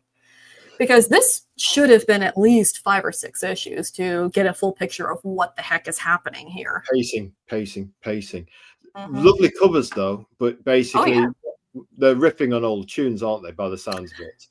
Basically, yeah. It's almost like the big two are figuring out that the crap they've been pulling for the last 5-10 years, people don't want it, and they like the older stuff better. So why don't we just Captain Kirk's gone crazy and taken over the Enterprise, and maybe that might be okay for one issue where people go, what's happening here? But then you think, hang on, are you trying to preach to us? Are you trying to feed us some kind of some pseudo alt philosophy when we've been just fine with this classical Western tradition for the last 1,000 years or so? Or them desperately trying to convince us, like, look, this group of people are good. See, they're heroes. So you have to think they're good. See. It's like, we never thought they were bad as a whole. It's just these. Why are you trying to convince us so hard? See, like, people of a different ethnicity are good. And it's like, why are you talking to us like we're kids about this? Like, Yeah, it's obviously one there's step nothing. below Spidey super stories. Yeah, it's like, wait, why are you basically doing these Saturday morning cartoon PSAs trying to convince us that these groups of people are really, really good? Trust us. And it's like, first off, nobody was saying that these guys were bad as a default. No one was saying that we hate these groups of people just as a general rule. Nobody was saying that. So why are you all of a sudden trying to convince us of the thing that we never said in the first place? It's called target audience, Heather. Speaking of which, we've got a target audience. Now that we've actually done some cosmopolitan, kaleidoscopic Heather culture, a mosaic of all the different things she loves and likes. How does that all feed in to what we're going to talk about next? Well, sorry, that was not intended that fun. That's outrageous. The next evolution we're going to talk about: Heather comics, indie comics, distribution, and beer. So Heather Veley, she says I've known the owner for years now, and he's always been supportive of promoting my work. Great stuff. So when I asked him about selling my comics here, he didn't hesitate to accept. I wish I had a place like this near where I live. Azrael says, me too. That looks like a great place to actually enjoy a beer. Oh yeah. Read some next evolution and tell us about how this works. Beer, comics, indie comics distribution. Tell us. So this place is called the Barrel House. It's a place up in Dayton, Ohio. I live in Columbus now, but it's up in Dayton, Ohio. And it's basically a coffee shop, but they sell beer. So they have these big comfy couches that you can just relax on. And back when I was living in Dayton, this was one of the places where I like to go to get myself a pint, sit down with my laptop, and do some writing. And so they have several of my poetry books. Mm-hmm. So I decided to go and propose that they sell my comic book. And the dude has known me for years. And so he's very into supporting indie artists or local artists. So he was totally supportive of selling my comic book. I sold them to him for half the price so he can turn a profit off of them. And yeah, he bought a copy for himself too. Excellent. And I got to enjoy some beer while I was there. Dayton loves beer and indie comics. And what we like here is he's working with you. You know what I mean? You work with him on the discount so he can turn a profit as well. You've got your foot in the door at another distributor. It's a place you like going. When you get there, it's probably slightly out of the way, and be nice if it was more local to you. But hey, there's places like this where you can distribute your indie comics, and you show an initiative to get out there. Microbreweries and indie comics. Hello. Mm-hmm. I mean, when you're so indie, you can't really turn down an opportunity. And sometimes you have to go and look for places where you wouldn't even think comic books and just ask, hey, do you mind selling my stuff here? Whether it be at a boutique, at a coffee shop, a consignment shop of some sort. Just go out there and ask, hey, can we work out a deal where you sell my comic book? And you never know. And you never know who's going to come across it. Like it could be just another comic book lover. It could be an influencer. You never know until you try. So you're saying break the circle of perception in terms of, right, it's got to be a comic shop. Yeah. When they're closing. Yeah. And pubs, some pubs in Britain are closing, but there's plenty of pubs around. Microbreweries are a thing. And you're saying it could be a dentist. It could be any kind of boutique kind of shop where you don't know where these influencers are. They could just pick it up and go, wow, this is interesting. The most unexpected places, almost like a kind of Phoenix-like renaissance of going to the local newsagents or going to the local chemist, and there's a spinner rack there. Discoverability. Yeah, pretty much. Pretty much. Right then, apparently Heather took this one step further and went. We've called this one Heather Comics, Indie Comics, and Road Trips. So you went on your own distribution promotion road trip tour. We thought that was the best thing ever we'd seen in probably the last 2 or 3 years. Somebody's actually going. Instead of complaining comics are dying, Heather's giving them the kind of like shock pedal treatment, saying, "No, we've got a fresh idea, fresh distribution, and fresh retail. Why? I'm going to forge my indie comic experience in my own image, a get up, can do attitude." Well, I couldn't just sit here and wait for the customers to come to me. So I knew a couple of comic book shops. Most of the shops I visited that day were in Dayton, along with Barrel House. But it's like, you know what? I'm not just going to sit here and wait for people to offer me deals for distribution. So I am going to do it myself. So it's like I just literally drove up to the shops and was talking with them, trying to work out a system. Some of the shops bought the books at half price so they could sell it at full price. And some of them are like, hey, we'll have these here and we'll sell them and we'll let you know if we sold any so that you can collect a percentage from it. And in some comic book shops, they have like their own little indie comic book section where you just have to go there and say, hey, can you show off my stuff? And some of them are like, no, we don't do that. It really depends on the shop, but it's like, how do you know if you don't ask? That's a brilliant question. How do you know if you don't ask? Speaking of which, Heather Comics, Indie Comics, and Road Trips, D20, is this some kind of gaming book and comic shop place?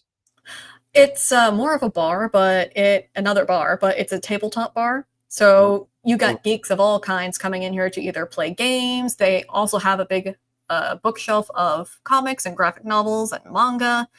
And I'm like, hey, can I at least display a comic here? And that little corner there's the information for me and for Martin. So people could just flip through it. And if they like it, they can just email saying, hey, can I get my own copy?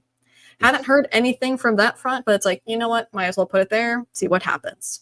Again, it's rolling the dice, seeing what happens. You don't know. It's there. It could be activated anytime. You never know when somebody walks and thinks, oh, I like this. It looks cool. The colors in the cover look cool. You've got this character not in traditional spandex, so you've got a very different, fresh take on superheroes. Been around for a long time now, so they can be very tired seeming to people. So actually get a fresh take, some feminine energy in what has been a previously male-dominated industry. Almost like, to a degree, you're like the Anne Nesenti of our time. But I'm going to try.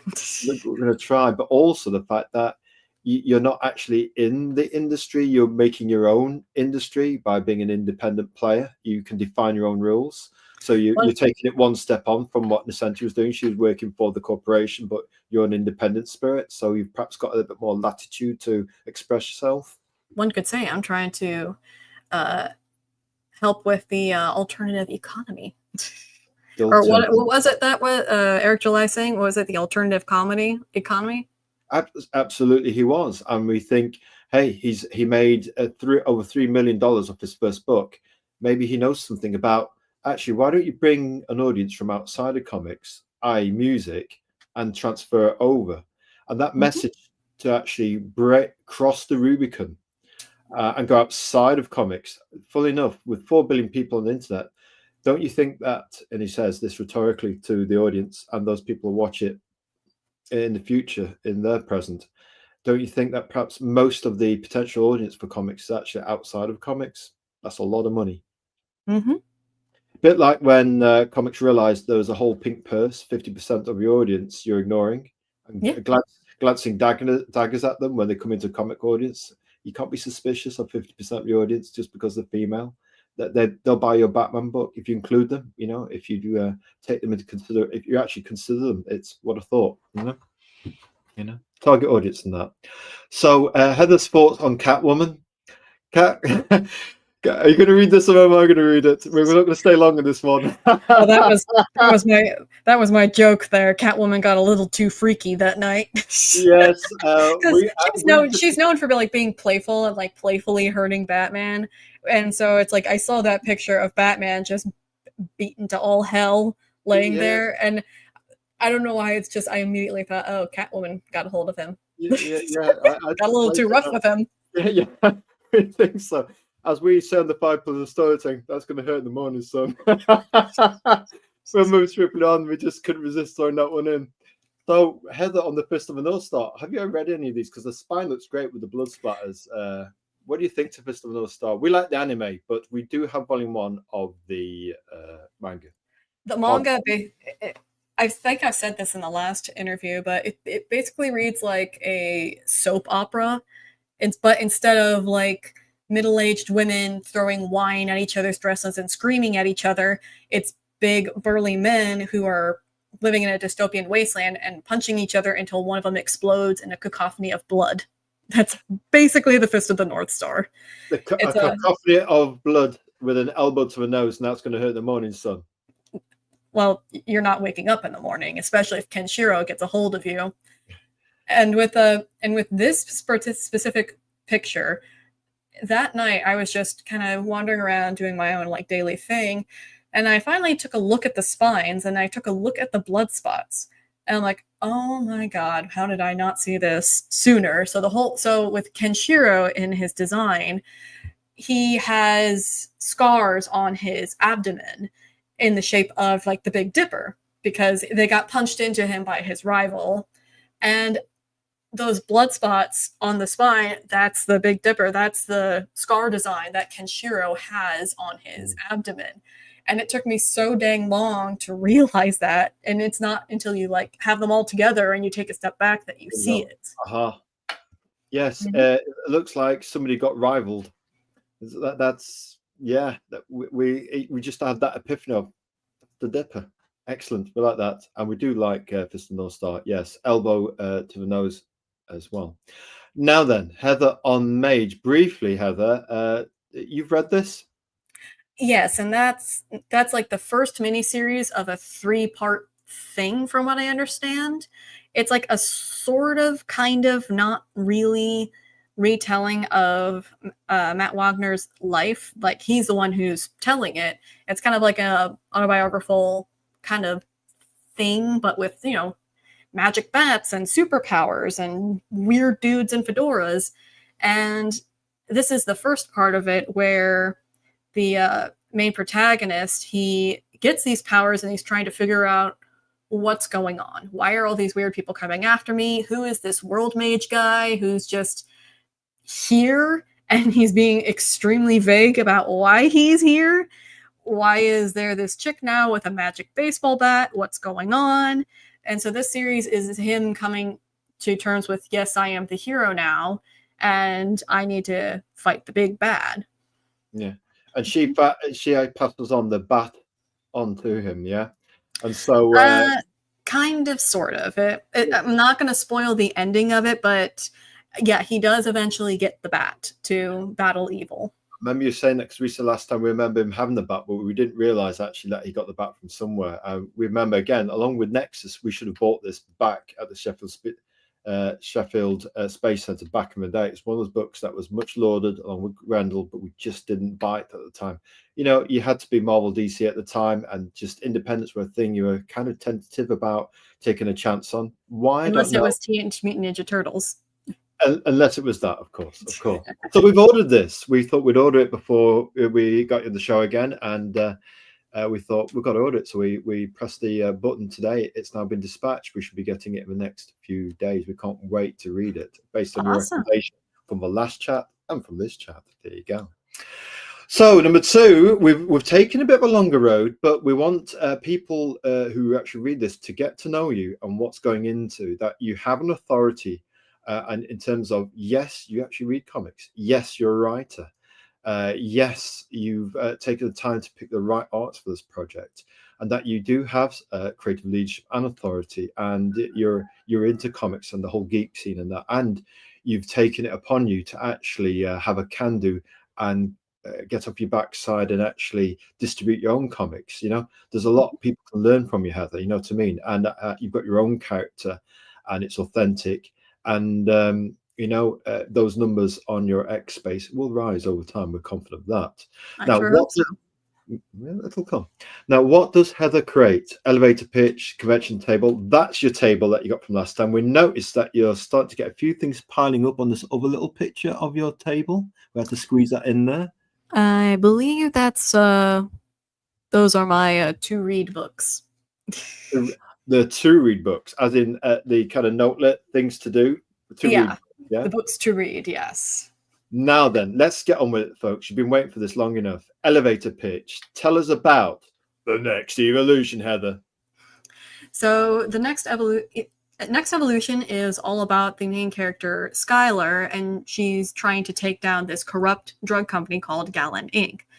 Long story short, many years ago, under a different name, Gallon put forth a product for pregnant women saying, hey, take this product and it'll help with, like, the health of your baby. And while it did give those children super strength and endurance, it also gave them a plethora of mental problems that ranged from psychosis to general anger management problems. And Skylar is one of those children now grown up. And so now she's seeing Gallon coming out with a very similar product and a very similar pitch. She's like, oh no, these are the same guys and they're going to screw up another generation. I need to put a stop to this. History repeats. Mm-hmm. History repeats. Right then. And so many people think I'm saying something about Pfizer for some reason. I don't know why. Yes, we'll be very careful about what we say, just so we don't get, shall I say, sued into oblivion. Now, NE Comics company motto. You actually have a company motto. We found that interesting. It's almost like Heather's actually got not just a creative plan with the comic, but a business plan. Tell us of this strange thing. It's almost like you've got art and the commercial aspect to your bow on your string. It was more of the company motto was something that was offered, and I felt like a very good motto to have is to strive to make a new and exciting comics for a new era of readers, because the comic book landscape changes all the time, the readers change all the time, and it is going to be the mission of NE Comics to provide them with brand new stories and brand new exciting tales for them to read. Absolutely. And to me, that could go at the beginning of any business plan. If you had one-page business plan, that would be it. That'd be it. Alan Sugar would be worthy of that. He, from The Apprentice, a British businessman, he'd be worthy. He'd be very pleased with that. Now, here's the cover to The Next Evolution by Veley and Jimenez. It looks, again, Martin Jimenez really likes those purples and violets and those yellow ochres and creams. Happy with the way the first cover came out, Heather? So he gave me a few different kind of choices with tones, and I feel like this one, it's vibrant, and it also has more of like a fantastical edge to it, because obviously, like, you can't get coloring like this in real life unless you're in a grocery store parking lot and you see a beautiful sunset, which, why do they always happen at a grocery store parking lot? I don't know. But it has like a very vibrant and fresh feel to it, Absolutely does. I tell you what, here it is, folks. The Next Evolution 1. It's written by Heather Veley, concept and series creator, art and lettering as well by Martin Jimenez. So he does the lettering as well, Heather, yeah? He does indeed, yeah. Right. And I tell you what, so you've got this premise in Thane City. The industry is growing with companies reaching new heights. However, individuals known as ragers have been growing in numbers, and their unpredictable nature has been causing chaos. But one rager has discovered a devastating conspiracy, not connected with pharmaceutical companies in the world. A devastating conspiracy, and she won't rest until she's resolved and involved to face justice. She wants those involved to face justice, and maybe art does mirror reality. Maybe. Premise expanded. The story. Skylar is, continue please, Heather. We want to hear your voice reading this one.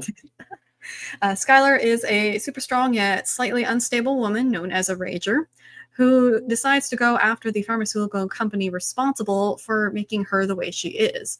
She's joined by her friend Julian, a computer hacker, to uncover the truth, and stumbles on a massive conspiracy to change the genetic makeup of the human race. Despite the obstacles, she keeps fighting to stop the corrupt individuals behind the scenes and right the wrongs of the past. Absolutely. So this is a woman on a mission, and she's got a good friend, Julian, a computer hacker, to help uncover the truth. Because it's all right. And Julian is the main reason why this book is considered mature, because he swears like an absolute sailor.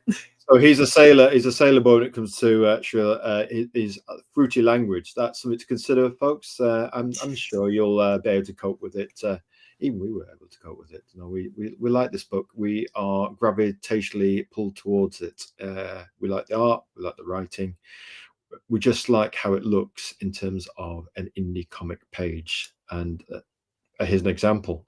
Here's Martin Gimner's noir impressionistic interior art. Heather, was it this sample kind of page that he showed you that you thought, he's my guy? Yeah, because like I said, I do the hybrid, so I show him the panel layout that I'm kind of looking for, and he takes that, and sometimes he'll follow it beat for beat, sometimes he'll do his own thing, and he did do more or less of his own thing for this particular page, and I really like how he made things look dark, kind of scary, and also the introduction of Skylar at the bottom, because I didn't want her to be introduced as like a paragon, because she obviously has her own problems, but to make her look kind of mysterious, a little bit threatening, and I like the way that he did that.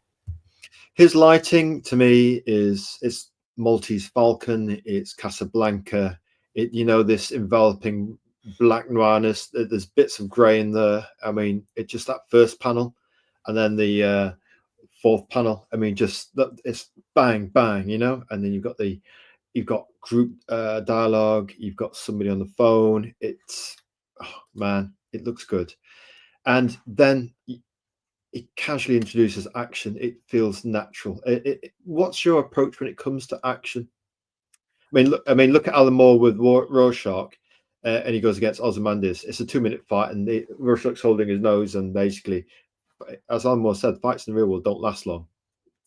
No, they do not. And when it comes to fighting, my philosophy is the fight needs to fit the scene, and the fight is a storytelling in and of itself, because it gives you a chance to show off what your characters are capable of.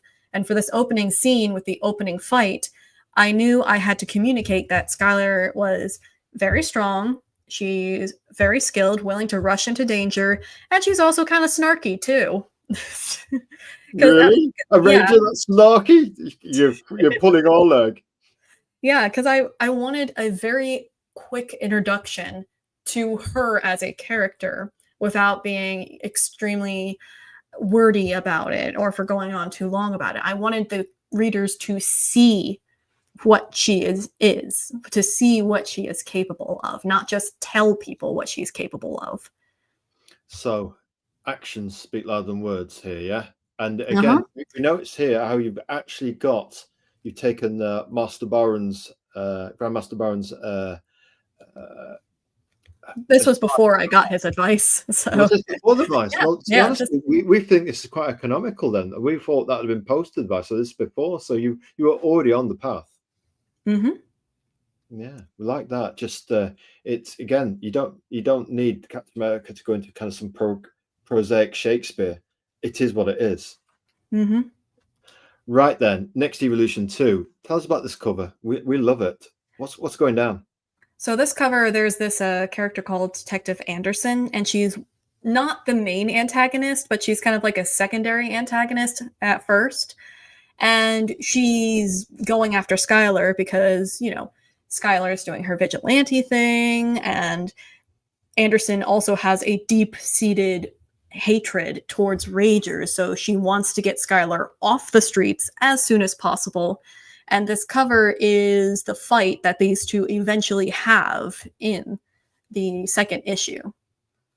Yeah, I mean, just look at those colors again. I mean, look at that cityscape in the background, and look at the kind of purples and the pinks, but that city in the background. And again, his use for that kind of yellow, ochre, and creams to actually bridge the foreground and link it to that. I don't know, the Prussian slate blue kind of a background and the kind of gloomy city, you know, with the lights dotted on it. It's intoxicating. I mean, struck gold there. And again, the street scenes, establishing shots are very strong with Martin. Yep. He does really good with the street scenes and making them look realistic, but also noir at the same time.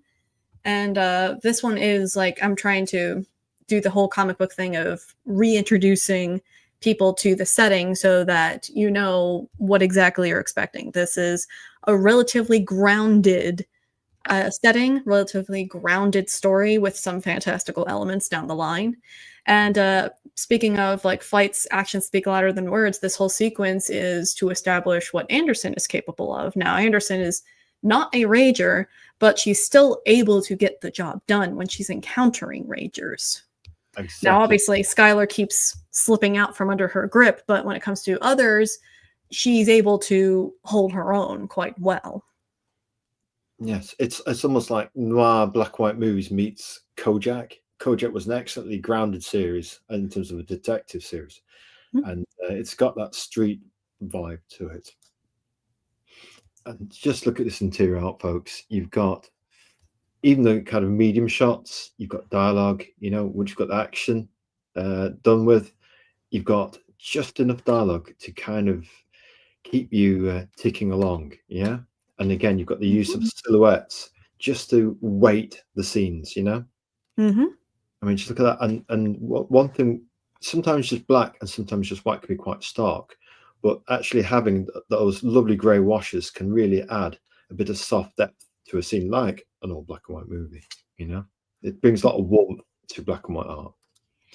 Now, preview 3, our favourite cover, we have to say we call this the Cathedral Light. Tell us, when you first saw this cover, Heather, what did you think?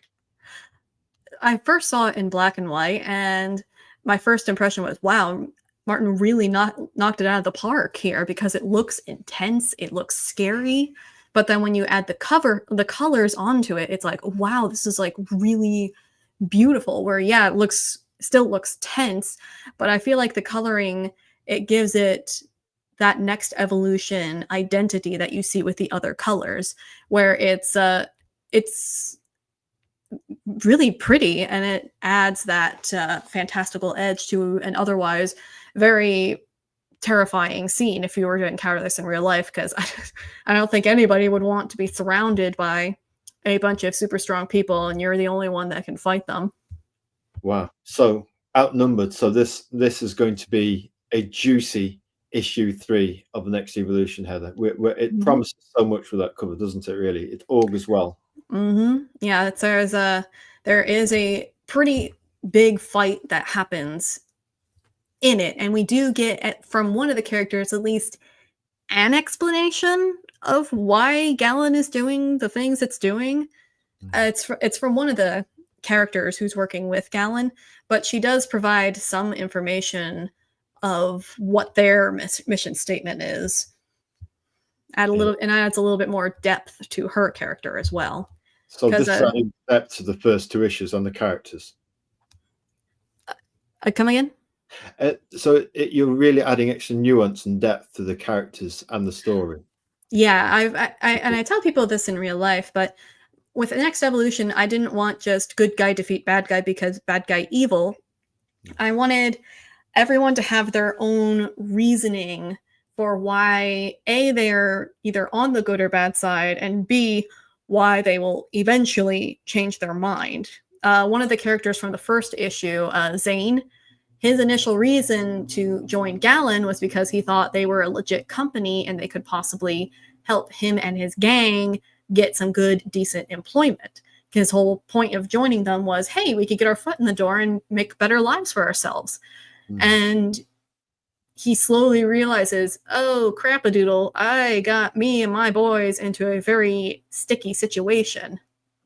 Long silver spoons when you sit down to make a deal with the devil.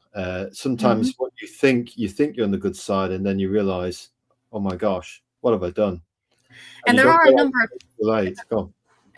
of characters who are either neutral about the whole Gallon Ink thing, or they genuinely think that the ends justify the means for what Gallon is doing, and slowly they come to their own realization of, wait a minute, this is actually kind of screwy. Why am I tolerating this?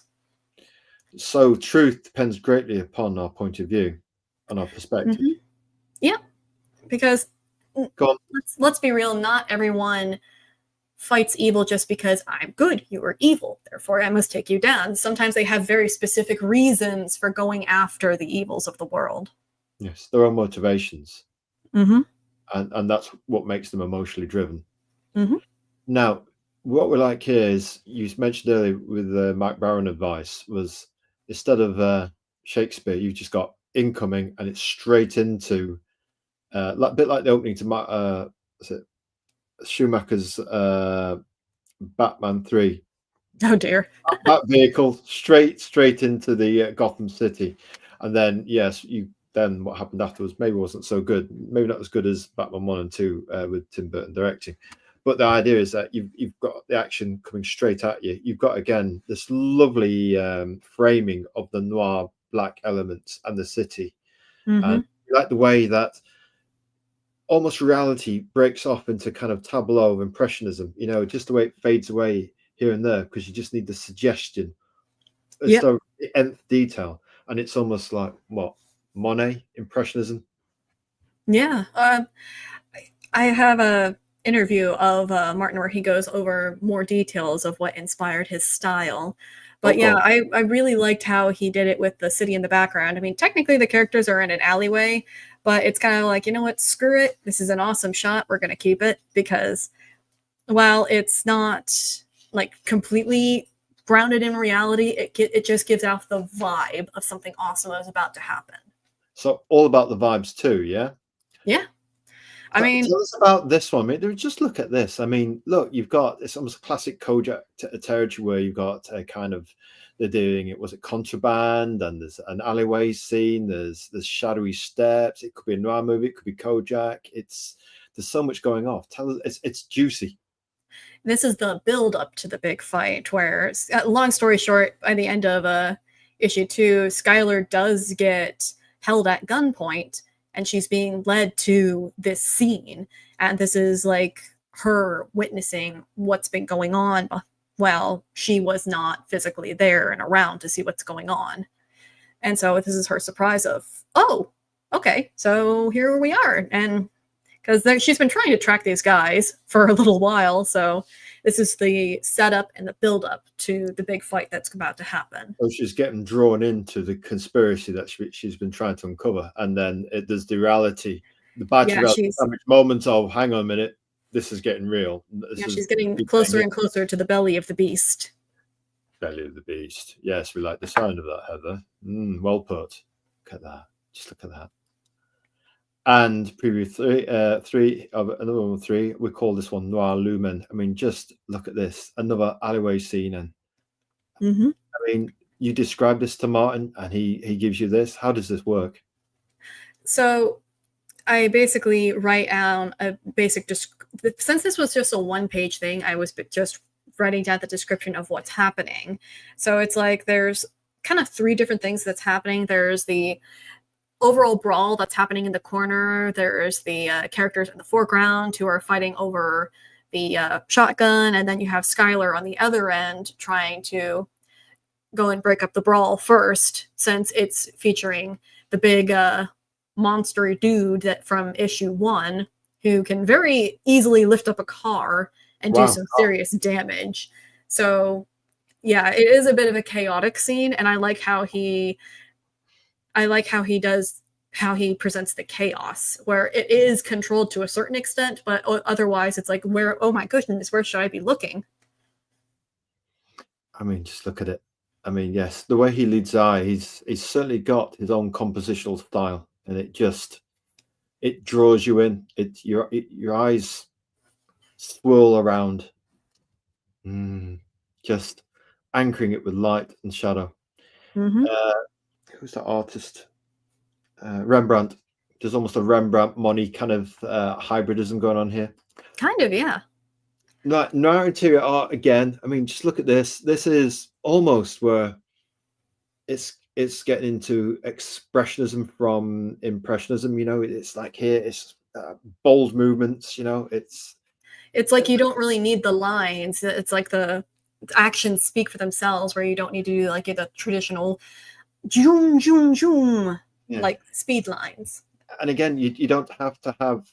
I mean, yeah. I mean, it just speaks for itself. You know, it's. Mm-hmm. What do you say to that? I mean, it's something you experience. That's what it is. We like that one a lot. We love it. Wow. You feel it is what you do. Right, Yeah. crowdfunder then. Here we go. Says here, uh, going to try fund my comic for the next campaign. We'll post a link when it's all done. So Heather, crowdfunder, fund my comic. Why did you decide to go with these guys? Was that Indiegogo thing kind of how they treated the? Well, let's face it. Cayman America, these guys have been flawless. They've executed flawlessly. Their fulfillment has been absolutely gold trophy class perfection. They've got a hybrid cheesecake Americanism meets manga heart and sleeveness. So they're targeting two markets of Japan and America fused into one. It's almost a perfect business model, and yet Indiegogo can find fault with it. So why did you go with Fund My Comic? I've heard of Fund My Comic for a little while, and I've seen creators like Mike Barron, John's Longbox, and I've seen them go over there, and I haven't really heard much of a bad thing to say. Like you get the usual tussle from people like, why aren't you okaying my campaign or whatever. But for the most part, with Fund My Comic, I've heard great reviews when it comes to the comic book industry, at least the indie comic book industry.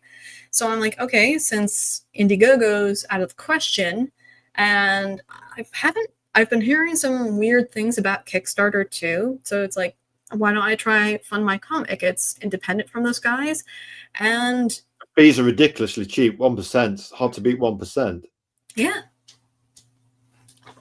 So here we've got the third issue of Skylar's journey as she gears up for another showdown with Galaning and its subordinates.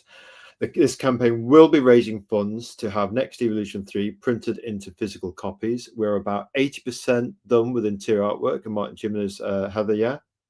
Yep, we only got 2 pages left. Oh, lovely. And the whole book should be done by the end of August. Now, that's fantastic news. And the whole book is in black and white except the cover, which is in lovely cathedral, radiant and splendid colours.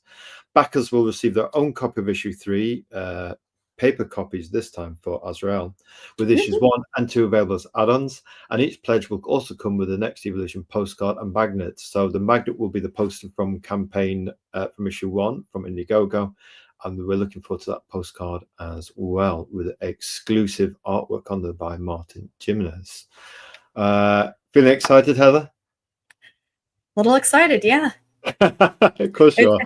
Yeah, I just hope there's no hiccups this time around when it comes to getting the funding money. We don't think so. I think we will lean into this one. Now that we did see your campaign before, but you know when the penny doesn't drop, this time a Batcave style penny has dropped on our head. We've got the digital editions. We've put the order in for the paper. So we will lean into this. We'll try to behave ourselves, but we might become a little bit rash-like if we feel you're a little bit short of the funding goal. We might give this a little bit of exposure. Keep putting in our indie comic promos on Sunday, Wednesday, and Friday, and we will bring shoulder to task. Alrighty. Right, and also actually, if you've got some really cool Martin Jimenez art to show off the series at its high point, a good piece of noir interior art or the Cathedral of Light front cover, we do run an indie comic art Thursday portfolio day on Thursday as well. So that's just another avenue to explore. And then, you know, if somebody sees it, that could be another backer. Now, conventions, however, we know you go around the flea markets and you go around all the alternative avenues for exploring new markets for the Next Evolution. Tell us about this tweet. So this was a picture from a convention I did last month called Buckeye Comic Con, and this was my first comic book exclusive event, because I usually go to book fairs, but this was my first time going to a comic book exclusive event, and they had it at the the local Shriner Center, and I actually did pretty well with this convention. A lot of people were really interested, and I even had one guy, he was an older gentleman, who recognized my cover from one of the streams that I did way back when. So that was really cool to like meet someone who actually recognizes my stuff from the internet. You see, and that will snowball over time, and you get more people recognizing your stuff. Yeah. Yeah. So yes, to actually be an exclusive comic book event, it shows you that you're starting to build up some momentum for your project. Yes, and Yeah. I guess your belief again also snowballs with that, and seeing the response that you're getting. Yeah. Yeah. And it was, I mean, it was a free table too, so I couldn't pass that up. Free table. You got a free table. Do you hear that, Dave Brink from Genuine Comics? Impeccable timing, sir. Oh, hi. Hey, Dave, how's it going? You better have a nice, complicated question for Heather regarding the Rages and Skylar and all the characters in her series, and about Martin Gimlis's absolutely terrific noir impressionistic art. Dave always comes up with a great question when he pops up in our stream. I'm just going to say hello to him. Hello, Dave. And he's got a rather successful book that's out now. It's yeah, actually, I saw that earlier today. It was nearly funded in 24 hours, or just about to go funded. Yeah, I think so. Yeah, I think they're like 96% or fully. Yeah. Think... So, come. Hello, Dave, and Genuine Comics. Yeah, Genuine Comics. Just multitasking. Here you go. You got some praise, Heather. Whee! I love the praise. Love that branding. Very colourful. And is there anything you want to know about Next Evolution, Dave, of Genuine Comics, who actually got a good vote? He came ahead of all the indie comics for his universe and his impact on the market. He actually came out percent or on 6.5%. I think the second closest person was on about 4.5 or 5%. So he's running the numbers. We call his stuff the George Perez of superhero comics, and proves that, like yourself, indie comics can do superheroes. His is a more obvious traditional take on the big two approach. You've got your more individual, fresh take on it, on the superhero approach. Based perhaps influence, maybe we suspect, on real world events from the darkness wars of the last few years. He says, rubbing his head nervously. Yep. Who's fifth on? Okay, either Dave's going to ask this question or we're going to ask it. Will I like Next Evolution 3, Heather, and who is it for? So Next Evolution 3, it's for, well, first off, for mature readers. I'm going to say that right now. There is some, violence, and there is some swearing in there, so maybe not for little Timmy to read and when he's at preschool. But if you like more grounded action stories, you like uncovering conspiracy theories, you like the underdog stories of the downtrodden rising up to punch a giant corpo in the face, I think you will enjoy Next Evolution number 3. Anybody who's got latent corporate feelings might really identify with this book, is what you're maybe saying, just a little bit, an undercurrent of anti-corporate vibes there. Got a question for you. It's from Dave. We knew he'd come up with one. What were the thoughts behind your branding, Heather? And we'd like the label, like, for example, the label name and the color choices. So the color choices, I guess I'll address that first, is I liked that while the story is in black and white and noir, and it's a little bit more grounded, I like the covers, how they add a little bit of whimsy to the story, a little bit of fantastical likeness to the story, because I do eventually plan on having the entire comic colored at some point. And so it's like, while the story itself is very realistic, the coloring just adds that little pop, that little freshness to it. And it looks pretty like a sunset too. And I love my sunsets. As for the label naming and the branding, I went with Next Evolution for the title because it's, for reasons that will be revealed in issue number 3, it's kind of hinting towards what Gallant is trying to go for. And with any comics, you can either read it as Next Evolution Comics or New Era Comics, because this is a new era of comic books that I hope to be a part of. And so it's like, why not brand it that way? Because I want to do something new. I'll take some of the lessons I've learned from the old. I'll take some of the lessons learned from older creators, older companies, and make my own thing to make a new era for a new readership. I hope that answered your question. We think it did. And if Dave, if you've not seen any of Heather's streams at the Tide Regular, she very much does research the heritage of comics, from primordial Batman style characters like the Shadow, right through to Terry and the Pirates, right through to looking at Frank Miller's run on Daredevil with that miniseries teamed up with John Romita Jr., the father to son legacy on Spider-Man of Romita Sr. and Romita Jr., and looking at the impact and how this actually these trace elements of heritage can actually feed into creating something new. For example, the 5 pillars of storytelling, we call this era that Heather's referring to like the next evolution, but it ties in, doesn't it, the title of, yes, and it's a new type of comic series. But indie comics right now are going through an explosion similar to the manga tsunami wave that's hit France and America like a tsunami, and basically yeah, this had quite an impact. You just look at Carmen America, there's a massive market for this. And if you can come up with a hybrid product or just something fresh and make individual choice, something that ain't corporate, something that's almost anti-corporate by its very nature. It's not designed by a committee with what Heather's doing and Martin's doing. It's individual choices, individual color palettes, individual distribution choices. Go on, Heather. Because people do want new stuff. They want new comic books. They want fresh stuff. And I feel like the indie space is where you're going to get a lot of that freshness, because we're not bound to the contractual obligations of like a committee or something like a corporation.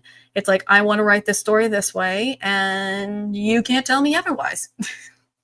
And we call that concisely the wild frontier of indie comics. Yep. Absolutely. That's a great question, by the way, Dave. Really appreciate that. Excellent. Keep them coming if you've got any more. And while he's percolating on questions, why do you create indie comics? I think you've alluded to it. Is it the sense of freedom? And when did your journey with indie comics begin? What made you think, I'm going to do the next year with each of that? Maybe there isn't an indie comic out there for me that speaks to me. I'll speak it through my own voice. I wanted to go indie because, like I said earlier, I wanted to tell my story the way I wanted to. And because Next Evolution does touch on some touchy subject matter that maybe corporations would not be too keen on exploring, I'm like, you know what? I might as well go the indie route. I'll go, even if it's going to be harder, even though it's going to be a little bit more costly personally to me, I'm willing to make those risks in order to do what I want to do and not be restricted. And when it comes to comic books, especially, it's like I've been reading comic books for a number of years now, and I just love the medium. And I feel like a story like Next Evolution can be best told in a comic book. Absolutely. There's a very shallow gate between the creator and the reader. There's not too much noise now. You basically got 4 billion people on the internet. You've got 5 huge social media sites where, yes, you are the product. They are monetizing you and your personal information, but there's a trade-off in that you can use these vast corralled audiences from internet part 1 to internet part 2. At least they've been corralled into one area whereby I think, you know what, on X, there's a massive indie comics community. If I shout loud enough, they can see my quality, you know? And if you want to do print on demand, you don't have to print 2,000 up front anymore. You can say, I need 100 copies. I'll just have 100 and see if I can sell 100 over a weekend at my local convention. Now, what advice would you give to aspiring creators, Heather? We remember last time you said something inspiring. It's just for those creative families who might be thinking, I've got this idea, but they're probably lack the courage or occasionally have procrastination issues stemming from childhood trauma. What advice would you give to them? Keep pushing forward and don't lose sight of the main goal. Because there's going to be a lot of detours and pitfalls when it comes to creating your own stuff, whether it's financial, whether it's procrastination, whether it's like a writer's block kind of thing. Just keep pushing forward towards your goal. Just keep your eye on the prize and keep pushing forward, because it can be disheartening sometimes. Like if you don't feel like you're getting enough engagement, or maybe you got some criticism that's disheartening. Like, let's be real, sometimes some criticisms can get you a little bit more than you expected it, but it's all part of the process. Just keep pushing forward. Jack, that is great and sage advice. Absolutely, Heather. It's just a case of turning up to the battle. And yes, some days are going to be better than others. And if you have a bad day, have a good night's sleep and turn up to the next one and keep pushing. We think that's great, sage advice. Now, Heather, what superhero would you be? Would it be that certain character in your own indie comic book? Is she a manifestation of a part of Heather Veley? I mean, I guess so. Yeah, I do wish I was as bold and as strong as Skylar. I hate saying that she's basically a self-insert, because that has so many like bad implications nowadays. But I guess Skylar, to a certain extent, I do kind of wish I was like her more, because sometimes you do feel powerless in the world and you wish that you had the power to not only help yourself, but also to help others, because, you know, I like doing good things and I like doing good by people. But with the abilities I have now, I'm limited in what I can do. And if I had abilities like Skylar's, I would be able to do a lot more. As far as if it's like a traditional superhero, that's a good one. I think I would be something like Jean Grey, without the whole her going crazy and killing planets when she's Phoenix crazy person type situation. Yeah. And obviously you get the trope of superheroes fighting for truth, justice, and the American way. We would say, I would ask this question of you as well, Heather. Truth for us would be the guiding star. Unfortunately, we don't have her anymore. And perhaps our sister. What's truth for you, Heather? What do you fight for?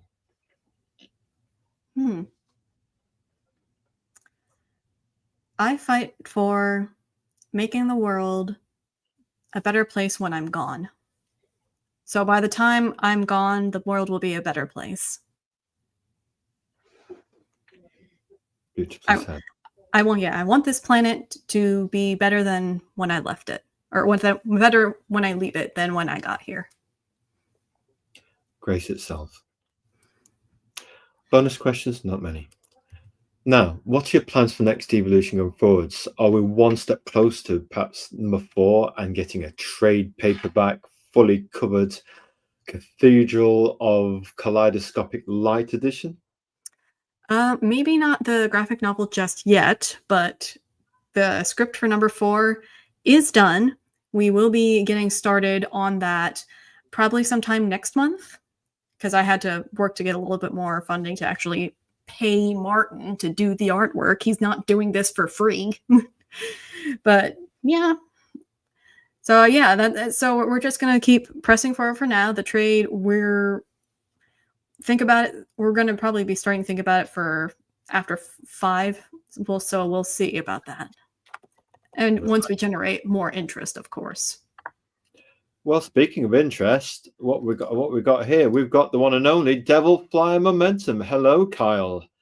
And Hi. hello, Devil, we say to you, sir. It's been a little while since we've heard from you. This guy is such a silver fox. We had him on the show.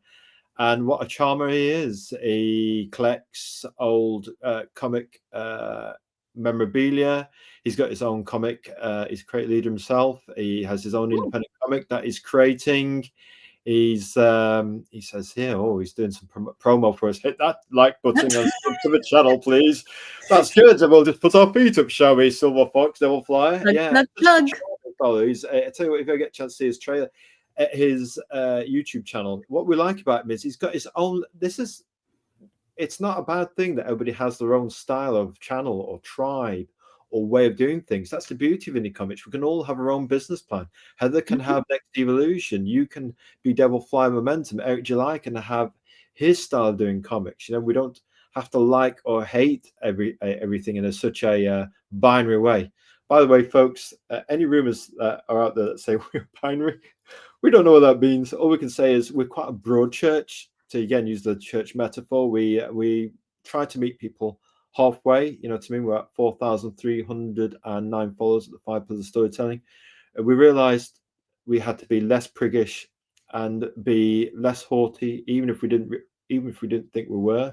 We just thought we'd try and be more inclusive and try to amplify the message of storytelling. There's plenty of storytellers out there, and as Heather's alluded to many times, there's a massive market outside of comics. That's the kind of a market you can be chasing if you just go out there and go on a pub tour, a pub crawl, pub tour, and go out to different places and say, hey, look, maybe this old flea market will stock it, maybe this old secondhand store, or maybe this antique store. You can put it anywhere you like. And then what you're doing, you're creating your own news agent retail that's long gone perhaps, but you can create a renaissance, Phoenix-like approach to the newsstand, a new newsstand for a new era. Just like Next Evolution is a new superhero comic that's post spandex and Shakespearean kind of like prosaic words dancing around while you're in the middle of trying to hit somebody with a red glove, you know?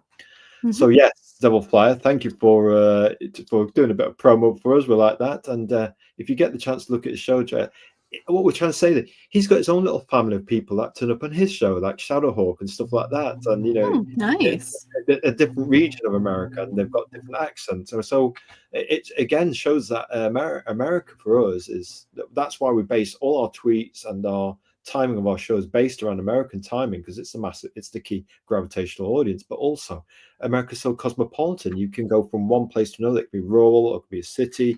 I mean, there's so many different countries within America, you know. So next place then we're going to go to favorite pizza, Heather. Ooh, that has to be I do like the meat lovers pizza, you know, pepperoni, sausage, ham, bacon. I love me some botulism. All right, and speaking of meat, this is our left hand, not our drawing hand. It looks like a right hand, but we would certainly chew on that right now. This is our drawing hand. Don't worry, folks. This one's safe. We're not going to do anything bad with that one. So yes, you've got your answer, folks. We would have any pizza right now: 3 cheese, 4 cheese pizzas, meat pizzas, unhealthy pizzas, put our face in it pizza, chicken and mushroom like crispy base pizza, anything right now. We can tell you that. Now, Heather, we didn't have to call in the lawyer or your dad from the Simpsons, and you've not had to throw yourself out the big glass window this time. Where can they find out more info about Heather Veley, Gallon Inc., Skylar, and the Next Evolution? So I have taken a little bit of a break on YouTube, but you can find me on X. I'm pretty much there every day. I'm also on Instagram. My campaign is on Fun of My Comic. If you have any questions, you could post a question on the campaign. I'm on Substack. I'm on Medium. I'm on Global Comics. And you can find my email pretty easily. So you can always shoot me an email too to ask me more questions about comic book, streaming, or anything like that. There you go, folks. You have got plenty of places, including Instagram, actually, which we suspect Martin Jimenez's artwork will absolutely look gorgeous on. If there's one social media site that is absolutely shines like the sun for indie comics and the artwork for comics, it's Instagram. It's just the place if you want to see something looking big, widescreen, and gorgeous. So yeah, and he is much more active on Instagram too. We might just drop by and say, like, gorgeous cathedral. We might say some random stuff to him, but without getting ourselves banned this time. We had to surrender our phone number to get back on Instagram to prove that we're not a bot. Folks, we're not a bot. Just trying to put that out there right now. Right then, Heather, it's finally the end. You've just weighed in at just over 2 hours, 19 minutes. You've been very graceful. Thank you for having me on. No problem. What can we say? Lady Heather, grace itself and a baker. Thank you for being our special guest and resident expert. You're coming along a ways, a progressive, developing writer who takes her craft seriously and has the humility to come on shows even at last minute, for the last minute invitation, and sell her product with a can-do, get out the microbreweries pub tour way of altering the landscape of how you distribute and think of how to get your indie comic out there. We say massively all the best for Next Evolution 3, and Godspeed, Heather Veley. Please like, comment, and subscribe to her as the storytelling. And now, oh, we've got a gentle wave though. Yes, we're going to do the wave thing, and we're going to now add to the stage our happy outro music. Heather, it's been a pleasure. A pleasure.